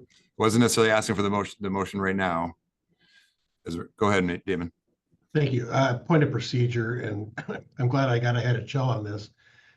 That first sentence, I make a motion that, having served as parliamentarian for some larger groups, the proper way to say that is, I move that. So, and some groups will give you a real hard time. I would like to make a motion. The chair will go ahead. I'd like to make a motion, please go ahead. So I move that. So just a heads up, everybody, you're a little bit wiser. Thank you, David. We're learning a lot today, so thank you. Okay, Chell, now you could move this right now, but I also just want to give Dustin, he's still introducing so I just want to bring this up for context, if that's okay. Okay, Dustin, please go ahead. Yeah. So I wanted to pause to talk about the IEB or the IBC and the IEBC as one whack that we're moving forward, not necessarily to make a motion on this one particular. If we want to move them individually, I think that's good, but I think that the intent behind what we just showed on screen is to move it as a package for all Group 1 codes. So there's been some folks interested specifically in proposal number 118, expecting some future deliberations and work to be done on that. And there's some folks with some hands up, so I would just pause to offer to the chair to maybe entertain some more deliberation. Yeah, Dustin. So, and Cheryl, that's the other reason we want to make sure we take public comment on this, and we can do it by code if that's desired, or we can do it all at once. But I think because we have hands up, let's first hear from Micah. But I will say we do want to get through this today, and we have 30 minutes. 30 minutes. So we're going to try to be efficient on this. But go ahead, Micah. All right, efficiency. I like it. Yeah, I know there's some people that want to talk, including myself, on several of these proposals if you're trying to move them forward.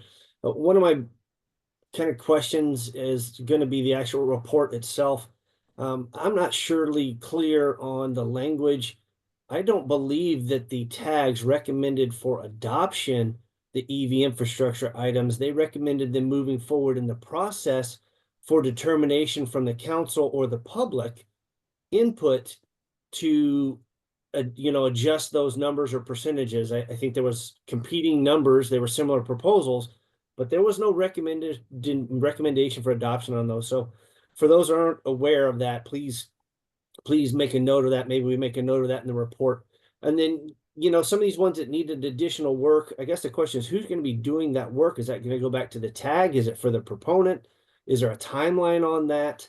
Is it only going to occur during your public comment meetings? Again, when additional work is not necessarily, hey, we're going to move it forward and have public comments on it at that point. It's that needed additional work before it goes out for public comment, was my interpretation. Thanks.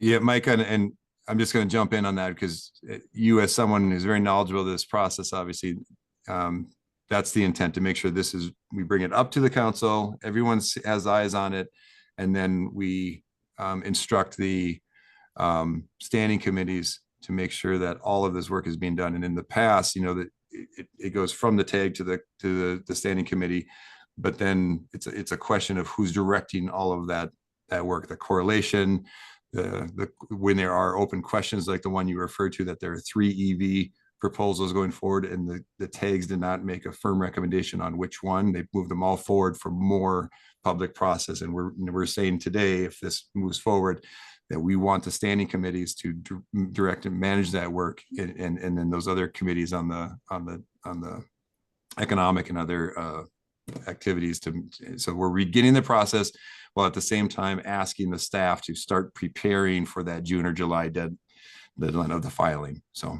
I appreciate that, Todd. That wasn't clear based on Roger's proposed motion. It sounded like they wanted to go automatically into CR 102, but my understanding is some of these that require additional work would have to remain open by vote prior to going to CR 102 to get that work done. And I appreciate the time, and I don't support Roger's motion at this point. Thanks. Thank you. Although I'd like to clarify, you don't support that it's not directing it to immediately file. It's to begin preparing that filing while this additional work is being done.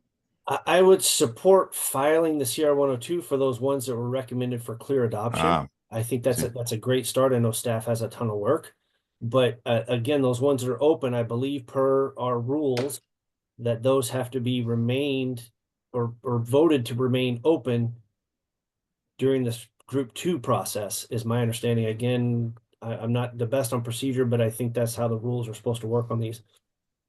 Thanks. And okay, Mr. Chair, may I comment on Please. something else Mike said? For the EV charging proposals, I would agree mostly with Micah's statement. but the tag determination was that the proposals presented to the group and also to the committee were technically correct, but the differences between those three proposals were more a matter of policy. And so the competing numbers in the tables, while presented, would be technically correct in the code language there. The direction or the want and ask of the tag was to, not necessarily have them handle the amount of EV charging infrastructure that needs to be in place, because that's not necessarily the technical code language that we're looking there. That's more of a policy impact. But I would characterize as maybe not recommended for adoption, but recommended for consideration in deliberation on those specific levels of EV charging infrastructure. Thank you, Dustin. And while we go to Corey, can you please scroll up to those to give us examples so people know what we're talking about? Okay, Corey, go ahead. Thank you. I'll try to keep it short since there's a lot to be done, and I can send more comprehensive comments in writing, and I do plan to do that. I just didn't have time to do it ahead of this meeting. I am speaking specifically to item number 39. I believe it's the NBI proposal. And I just want, before the council and the committee dives into a deeper economic analysis on this, I just want to point out that I don't believe currently, with the way that the RCWs are structured, that State Building Code Council has the authority to review and look at and consider embodied carbon code. That House bill that's currently running through legislature is actually giving or intending to give that authority to this Building Code Council. So I would argue that to this point, your lane is specifically tied to the built environment for life safety, health for the general public and the occupants, and that doesn't include the embodied carbon realm. And other states and agencies have adopted green code separate from building code to avoid a potential conflict of interest when you're trying to prioritize health and safety or environmental embodied carbon considerations. So they have separate groups and entities handling those to avoid that conflict. So I'm going to send a lot of information in writing for you guys to review, but I would strongly consider or ask that you consider your scope and whether you can actually move that one forward at this time. Okay, thank you, Corey. And that's a perfect example of one that's recognized that we want to move it into the standing committee for that additional work. So thank you for those comments. Ken.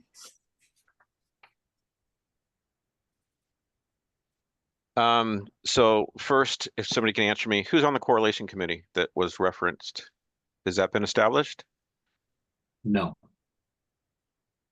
Okay, so we're going to make a motion to go to a committee that doesn't exist. I also agree. Ken, Yeah. Ken, sorry. That's, I would argue this is part of that process to move it there, and then the standing committees and or the council chair and or the council can then establish that. So that is part of the process. This is simply moving them back so we can start that process. Okay, well, I'm going to agree with Micah that I think that every item that's in green should be moved on to the CR 102 process.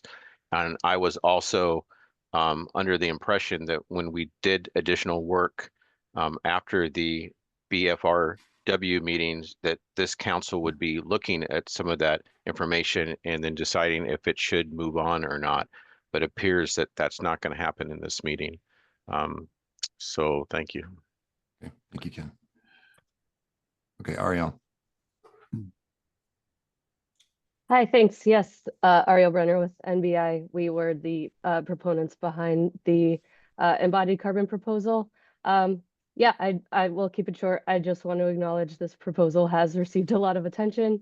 It was voted out of the IBC tag on the grounds of its technical soundness, and I understand that it has been flagged as an item needing more conversation, analysis, and weigh-in from the public. And thanks for laying out this process. I understand that the future work to be done very much accommodates that.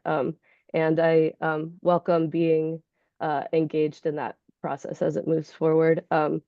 We've really appreciated the input that we have received so far from SBCC and IBC tag members, as well as from industry groups throughout this process. And yeah, welcome the opportunity to continue to work together to kind of, yeah, hopefully refine some final language and accommodating or associated assessment that is broadly agreeable and workable and gets the state closer to its climate goals.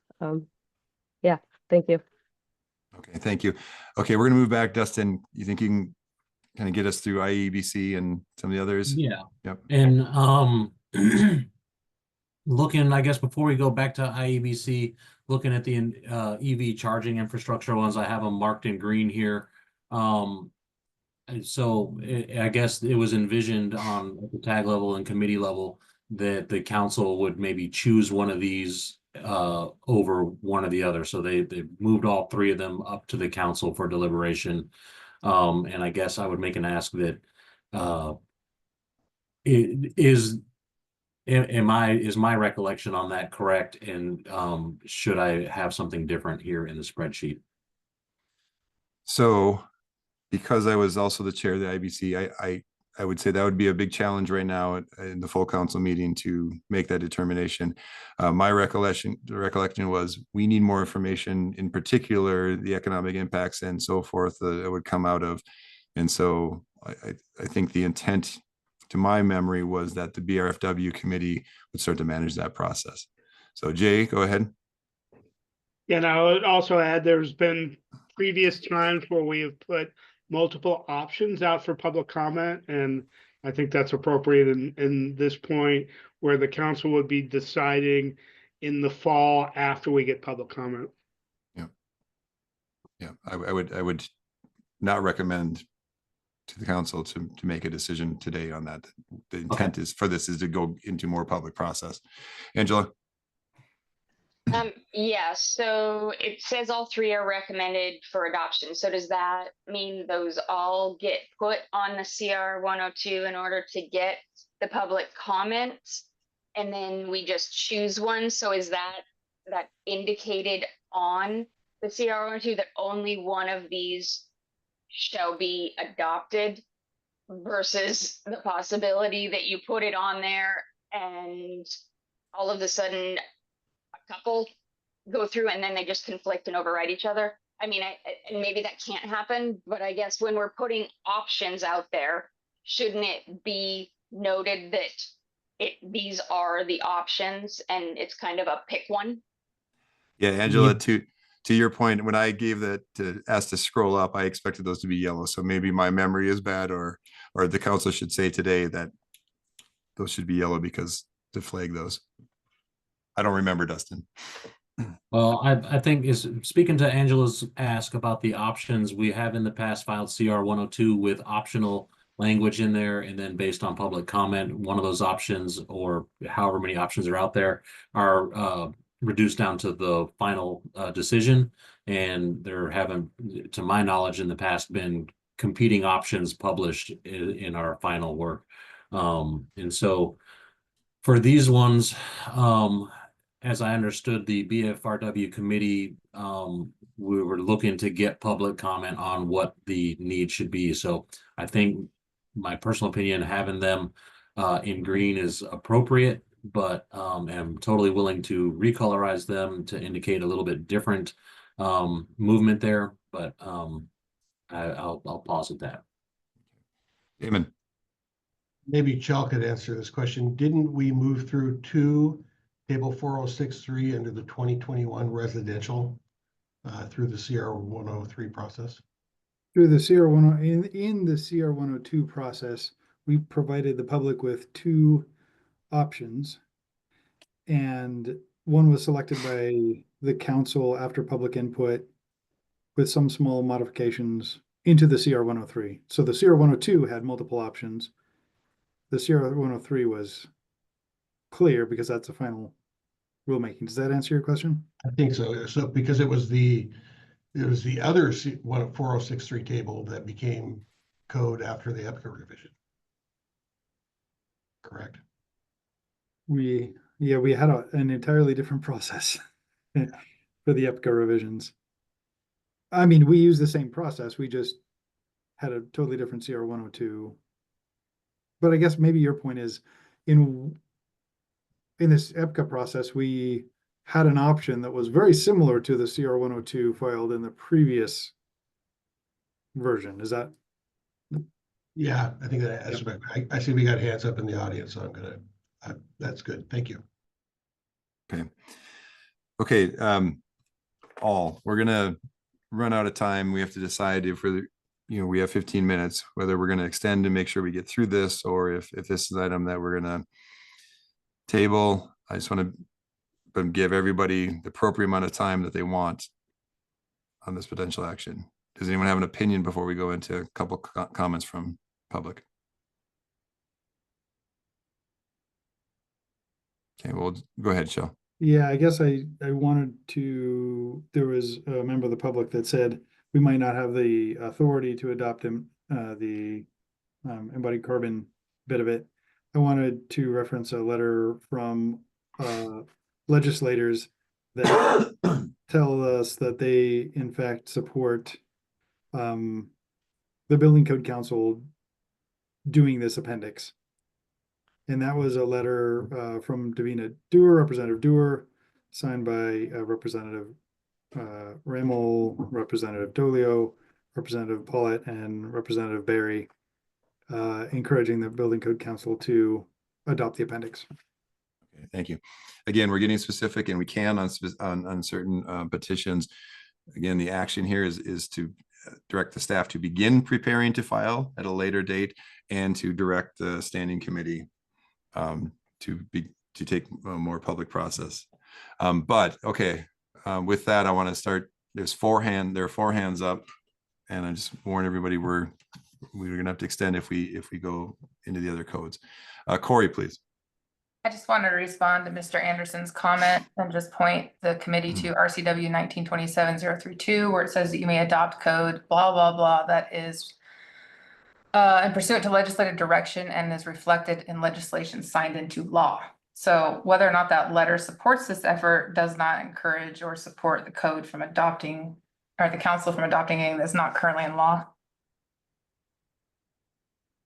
Thank you, Corey. Patrick. Yes, as a proponent of one of the EV charging things, I went back and took a look at my notes from the December 17th meeting. I think the motion was something to the effect of moving the 3 proposals forward. My understanding is that they would be included as competing options in the CR 102. I think technically, potentially you could mix and match EIW's proposal with one of King County's, since 2 of them deal with like EV ready and one of them deal with EV capable, but I think that would be counterintuitive. So I thought they would move forward to the CR 102 for more public comment, but they would be sort of like each one presented as a different option. Thank you. Yeah, thank you. Okay, Micah. Thanks, everybody. On the legislative item for the embodied carbon, House Bill 1282, second and gross substitute House Bill, deals with public buildings, and that those codes would fall under the SBCC. So I think we do have legal authority. I do support that appendix, and I know there's another bill coming up for that. Second, on the EV item, again, the tags discussed coming to the full council for policy decisions. If you put 3 options forward, one option that's not available that the SBCC should consider is no changes to the EV infrastructure, then we already meet the legislative intent, and that option would not be put forward in the CR 102. That was discussed at the tag. So again, I don't think these should move forward as of yet until that policy by the SBCC is evaluated, unless you want to include an option that no changes be made as well, because that was discussed at the tag. Thanks. Thank you, Micah. Okay, back to the council. So far, we've been talking about the IBC. Is there a desire to take action on this code specifically? Is there a desire to keep going into the IEBC and the other codes and consider the whole group? And if so, we're going to need more time on this meeting. Go ahead, Shel. At the risk of accomplishing at least a little bit today, I'd like to make a motion to, very similar to Rogers, to move the stuff that we've been talking about so far forward. And if this can be done quickly, then we can get to the other stuff and hopefully pass that as well. But I also have a job to get to. Okay, so if I can rephrase your motion, by stuff that refers to the IBC, what we've been talking about so far. And then Dustin, if you can put the proposed motion back up to confirm that's what Chel's intent was. Yes, it's similar to that, but it's only regarding the code we've been talking about thus far.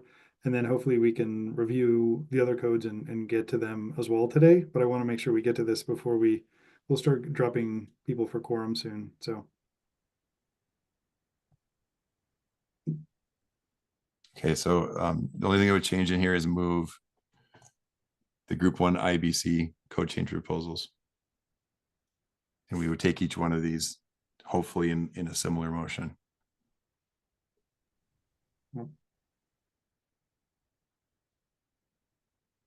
And Dustin, if you don't mind just typing that in, just IBC.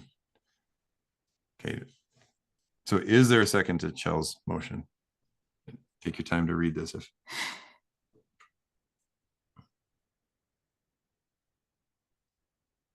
In this case, obviously, it would only be the MVP, but that's fine. I'd second. My question would be, yeah, then the dates change to the red as well. Yeah. Okay.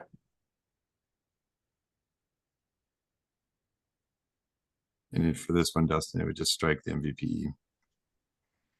But we'll bring that back on the other codes, on the mechanical code. Okay, so it's been moved and seconded by Chel and Tom. Any deliberation on this?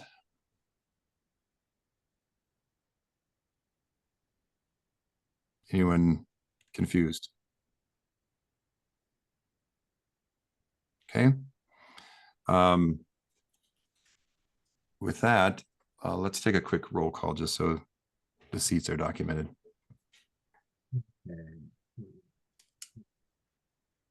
All right. Jay Arnold, Yes. Joe Henderson, Yes. Justin Borgo, Yes. Damon Doyle, Aye. Tom Handy, Yes. Angela Haupt, Yes. Ty Menser, Yes. Ben Omura, Yes. Pete Reiki, Aye. and Dan Young. Aye. With that, the motion passes. I'm here too. This is Katie, and Oh, I'm sorry, Katie. That's all right. I also vote yes. Thank you.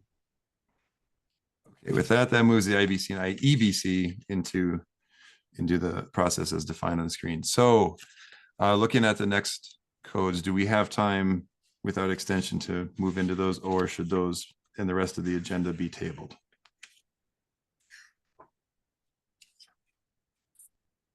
Maybe. So I mean, I can just in front of us, without going through these, just remind everyone. So we have the mechanical code. So beyond the IBC, IEBC, we have the mechanical code and fuel gas code, and then also the international fire code before us today. Okay, and both of those are pretty substantial. So I looked at Ben and Dan to your recommendations. Do you want to table those and potentially move those? Go ahead, Ben. Yeah, thanks, Chair. I think for the mechanical code and the fuel gas code, I don't believe, and I welcome anyone to bring it up, but I don't believe there's any pending action regarding any of these recommended code change proposals. Dustin, you can, or Chris, you can scroll through these, but I don't think any of them had the same kind of uncertainty that some of the building code proposals had. So I would definitely recommend that we would vote to move these into CR 102 so they can get compiled and we can get public comment coming up here in the next couple months. And then I guess one thing I did realize is that the agenda had the IMC, but it did not list the IFGC on there, even though it's part of. Be my mistake. I am including it here because it's part of the same WAC in this that is why. Good point, though. Damon. Yeah, just note that the document shown on the screen is not the same one available on the website. This is the working Excel spreadsheet that the spreadsheet for posting was made from. So let me pop that one open and just make sure that we're looking at exactly what was posted. Okay. Mine's one page, for example, and I want to be sure there's not items on yours that are not on this. So the last one is 24 GP1 137. Looking at the Excel spreadsheet. No, Dustin, if you click the link, that is not what comes up. Oh, really? Yeah. You go to the agenda and click the documents and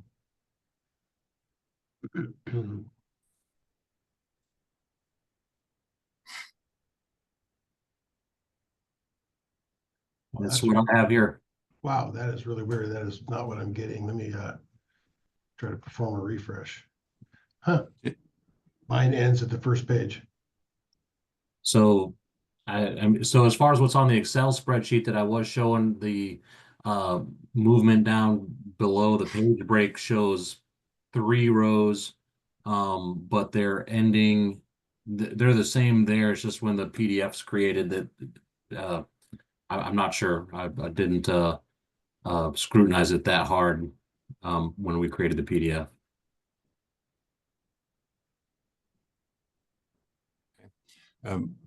While we're looking into that, Damon, Jay, go ahead. I think Ben had a motion on the table. I wanted a second to move. Okay. The CR And thank you. Ben, referring to your motion, was your motion similar to the text that was on the screen before, or was it more simplified? You intended to move it to the committee for the correlation and so forth. Yeah, I was definitely recommending to do that. I don't know if we want to look at these by themselves or also look at the IFC proposals as well to potentially take action on both of those together, or all 3 of those together. If we think we have time, or if we want to extend the meeting, I believe we could do that. Okay, I guess I'll defer to Dan if you want to, if what he thinks. I think ours is the same as yours. I think we're ready to move on. Do you want to simply extend the meeting for maybe 15 minutes? Give us a little time to cover that. We have 4 minutes left. Sure, I'll make a motion that we extend the meeting for 15 minutes. Okay. Second that.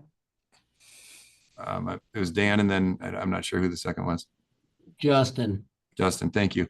Okay, it's been moved and second to extend the meeting 15 minutes. All those in favor signify by saying aye. Aye. Aye. Aye. Any opposed? Okay, so extended. Dustin, sorry if I'm jumping over you, but I was just going to give Dan an opportunity here, and then Dustin weigh in, please. Not a problem. Yeah. Is there anything to flag, Dan, in your opinion? In my opinion, no. Okay. Because I think everything that we had in red was the ones that people Withdrew. Thank you. The brain's fried now. But yeah, from my thing, I think we're good to go. Unless Dustin, do you remember any? I don't think we had anything. The only thing, all these in red were withdrawn except for the one by Ken Brulette for Appendix O. The tag recommended that one for not adopting. Yep. But then the rest of them moved through the process without any hiccups. Yeah, and I'm glad we extended the meeting because I think it's important we just get these going to the next level. Yep, I think so too. Okay, well, we're in a motion right now, but I'm going to recognize Larry and any other public comment on now the IMC, the IFGC, and the IFC. Is that correct? Yeah. Can I speak or? Yes, please. Go ahead, Larry. Yeah. I would like you to give me and others. I didn't realize that we were going to have something on the International Fuel Gas Code, and that affects our business quite a bit. And it wasn't on the agenda. And I think that that one there, I think should go to the next meeting because number one, none of us knew it was coming down the path, and it isn't on the agenda, and we do deal with it quite a bit. So I would ask that you would give that, at least that group of code to the next time. So we could have some time to take a look at what's been proposed. Thank you. Larry, recognizing there may have been confusion, I guess I would ask, would there be anything on there that you'd be opposed moving into more public process? Because essentially that's what we're doing today.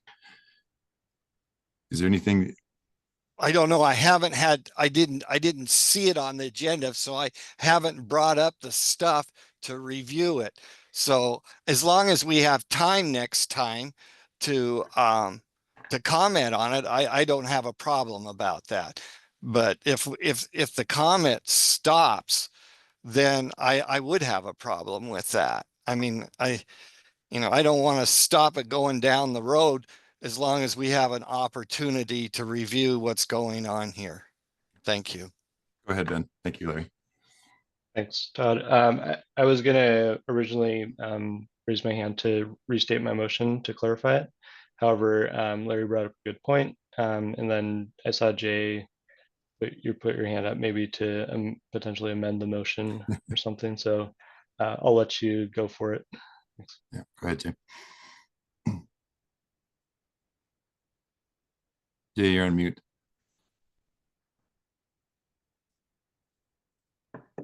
Sorry, I thought I clicked on something. Given it's a special meeting and we hadn't noticed it, I would want to amend the motion to only include the IMC and table the consideration of the fuel gas code amendments to our next meeting. Okay, thank you for that. Dustin, would you mind bringing that motion back up and we can quickly amend it on the screen, make sure everybody's understanding, and then maybe that would require, Ben, that you concur that this is what you meant. And IFC. Correct. IMC and IMC. Yeah. And then the BRFW would have to add back in the MVPE and MVPE.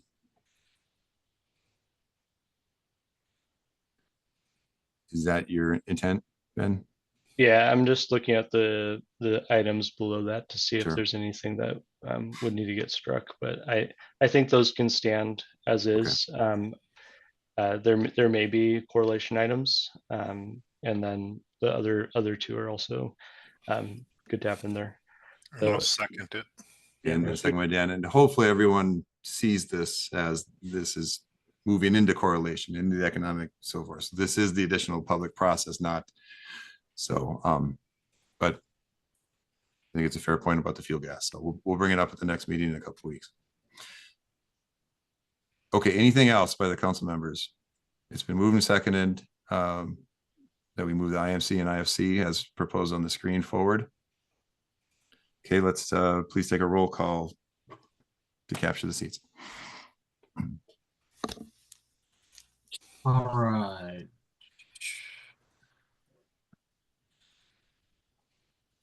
Jay Arnold, Aye. Chell Anderson, Yes. Justin Borgo, Aye. Damon Doyle, Aye. Tom Handy, Aye. Angela Haupt, Aye. Ty Menser, Aye. Ben Omura, Yes. Pete Reiki, Aye. Katie Sheehan, Yes. and Dan Young. Aye. With that, the motion passes. Okay, thank you. So for today, that concludes then agenda item 6, I believe, in the renumbering, right? Yes, I mean, mostly we're going to bring back the IFGC to the regular February meeting. And then as far as a web statement, I don't want to put that off until the February meeting. I'll reach out to council members and get some drafts going and try to get some input there. Okay, so and just for everyone's knowledge, because we did reference it before, the website statement is strategizing on how we can be more transparent about, especially related to the I-2066 that was discussed at length today. So there may not need to be council action on that, but that was intended to bring it into this public forum. Go ahead, Chell. Yeah, that's what I was gonna ask, is whether council action is needed on that. We have another 10 minutes today or so, but maybe there would be lots of wordsmithing needed on it.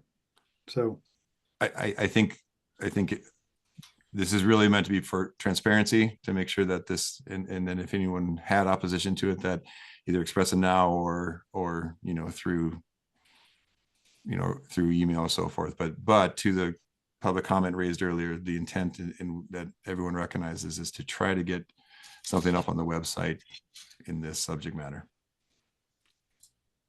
Go ahead. And when I say something objective, and what actions are taken, so forth. So Dan. Yeah, I just think it's very important. Everything I've been hearing from people is they really want us to have a statement out there that they can go to, because right now we're getting jurisdictions around the state that are interpreting it 6-7 different ways. And I think it's very important that we get it done right, obviously, but we need to get it on there so that people have a place they can go to get the information and help their position, I guess is what I'm trying to say. Thank you. Go ahead, Damon. Well, I'm sorry, I was multitasking. Is there a draft statement that we were to consider? Well, did provide an email with a proposition on that, and I can bring that up for the council here if they would like. Because something were postponed. Yeah, I don't think anything's been vetted yet, Damon, to your point. Okay. And most importantly, it's not to take a position. Obviously, it's to try to summarize very succinctly the actions that have been taken over multiple meetings and the discussion that's ensued. So that's the intent, to my understanding. Go ahead, Angela. At the last meeting, we actually discussed that we were going to put an opinion that we could do that just like we did do any other council opinion, that it is just ours.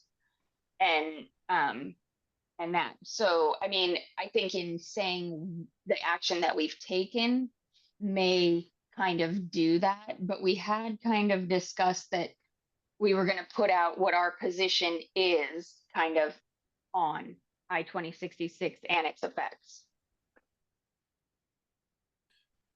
Thank you, Angela. Chell. yeah, and I think the statement is a statement of fact, and it includes that the codes are still in force. I think something that states that the codes have not been rescinded and they're still in force. I think that was the especially critical part of a statement on the website.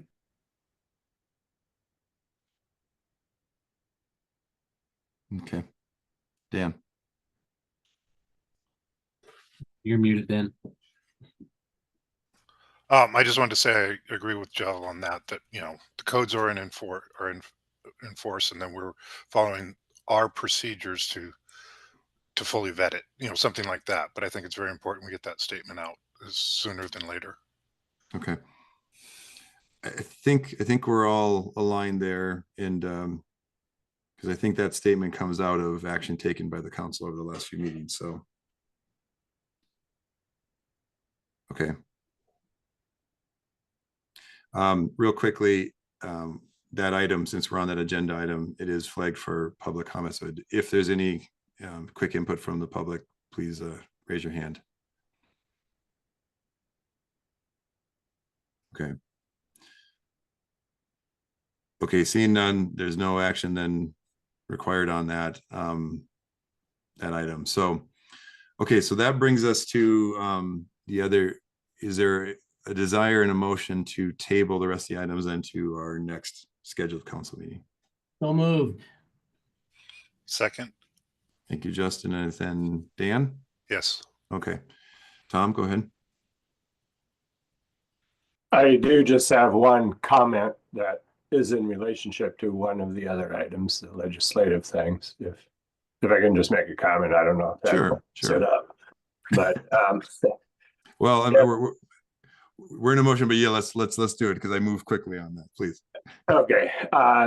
If 5429 passes as is right now with the population requirements for elected officials, you'll end up saying goodbye to either Ty or I because we're both in counties under 300,000. So yeah, so I thought I'd bring that up. it is important, and I guess with that raised, I mean, do we want to take a few minutes and suspend that motion to quickly discuss what we're talking about, because that is going to be heard in about 15 minutes. But I'll leave it to Justin and Dan. I'll remove my second then. Okay. Okay. Damon, go ahead real quick. Yep. Yeah, I heard that that portion of the bill is up for discussion, and there's some other options being considered. Just some inside scoop I got this morning, so. Okay, and then inside baseball for everyone, just so we're all talking about the same thing. This is the bill that's in front of the Senate local governments soon, regarding seat makeup on the Building Code Council. That's correct. Okay, go ahead, Tom.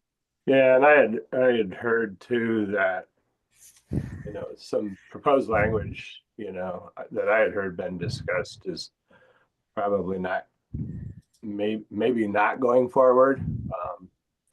So my whole question on that whole thing was, you know, the Association of Counties and the Association of Cities who makes the appointments has pretty much done a fairly balanced job on representing the counties and cities. And they had been doing an east and west thing because the considerations, you know, on each side of the state are fairly significant, you know, in my opinion. And I think that having that remain,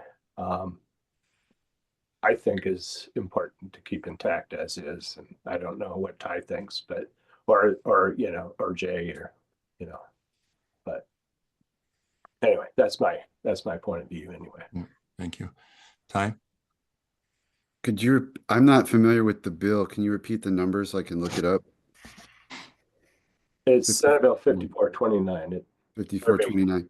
Yeah, I don't know what I don't know what's proposed, but you mentioned 300,000. Thurston County is over 300,000, just barely, if that's some kind of threshold. The 24 census has it just under. Okay. Well, we passed our 5 commissioner thing based on being just over, so maybe we've lost a few people. Well, that's good. Okay. Okay, so we've canceled the legislative committee today, but we wanted to raise this at the council meeting so that it's flagged. Is there any desired action we're looking for here, Tom, as chair of the legislative committee? Or is it something we're going to have to monitor the testimony today in the hearing? Well, it might be that we just monitor it at this point, but I think we all need to be cognizant that it may change our immediate membership if it passes as is, unless, as Todd says, or Ty says that they are in fact over that 300,000 threshold. When I just did a web search, I found them to be under, but then if the actual population is over, then that my concern is moot as far as that regard goes. But okay, thank you. I'm considering moving to King County, so I'm gonna ruin that number. So by one. Chell? Yeah, I guess my concern with that bill, well, one of my concerns with that bill, because I have a bunch, is that it, as an architect, I see a bunch of more seats going to general contractors that work on different sizes and types of buildings. Well, architects work on different sizes and types of buildings, so do engineers, so do lots of other people. So I don't know why the Building Code Council makeup should have a lot more general contractors on it, but not a lot more architects or engineers or others, manufacturers or others. It just seems like it's skewing the numbers in a certain way. And as an architect, certainly I don't think that way is balanced. Yeah. Okay, so it sounds to me like we're going to monitor the hearing today, see where this thing evolves, but then be ready for at least Tom perhaps to call a legislative committee meeting if there's the desire to discuss before executive action. Again, legislative committee doesn't have the authority to take a position on that, so that's why it was raised here. But do we have enough information if there was a desire to take action on this today? Which they actually could be instructed legislative committee to inform a position. think it's a longer discussion, isn't it? And we'd want to take public comment on it. Yeah, I think everybody's got their own point of view on this, you know, based on their own Yeah. interests. You know, and there can be the whole philosophical discussion on how the rules get developed through the council, you know, through the subject matter experts in the tags, through the committees, and then to the council, you know, and how those layers are meant to have oversight over the process. Yeah. You know, and so I mean, this kind of a discussion could go on for way longer than the 2 minutes we have. For sure. Left. Okay, so it sounds like we will move it to its appropriate place in the legislative committee and bring it back to the council. Okay. Okay, anything else then? Okay, so now we can go back into the motion to table, including we're technically tabling that because we're not taking public comment on that yet. I believe a motion to table cuts off discussion. Yep. Thank you. So is there a motion? Can we go back to the motion? So moved. Thank you, Justin. So seconded. All right, now we're moving a second to table the rest of the meeting and move it to the next scheduled council meeting. Okay, all those in favor signify by saying aye. Aye. Aye. Aye. Any opposed? Okay. With that, thank you, everyone. That was a thought journey and a learning process today. So thank you for the special meeting time. With that, we are adjourned. Thank you, everybody. Thanks. Bye. Thanks all.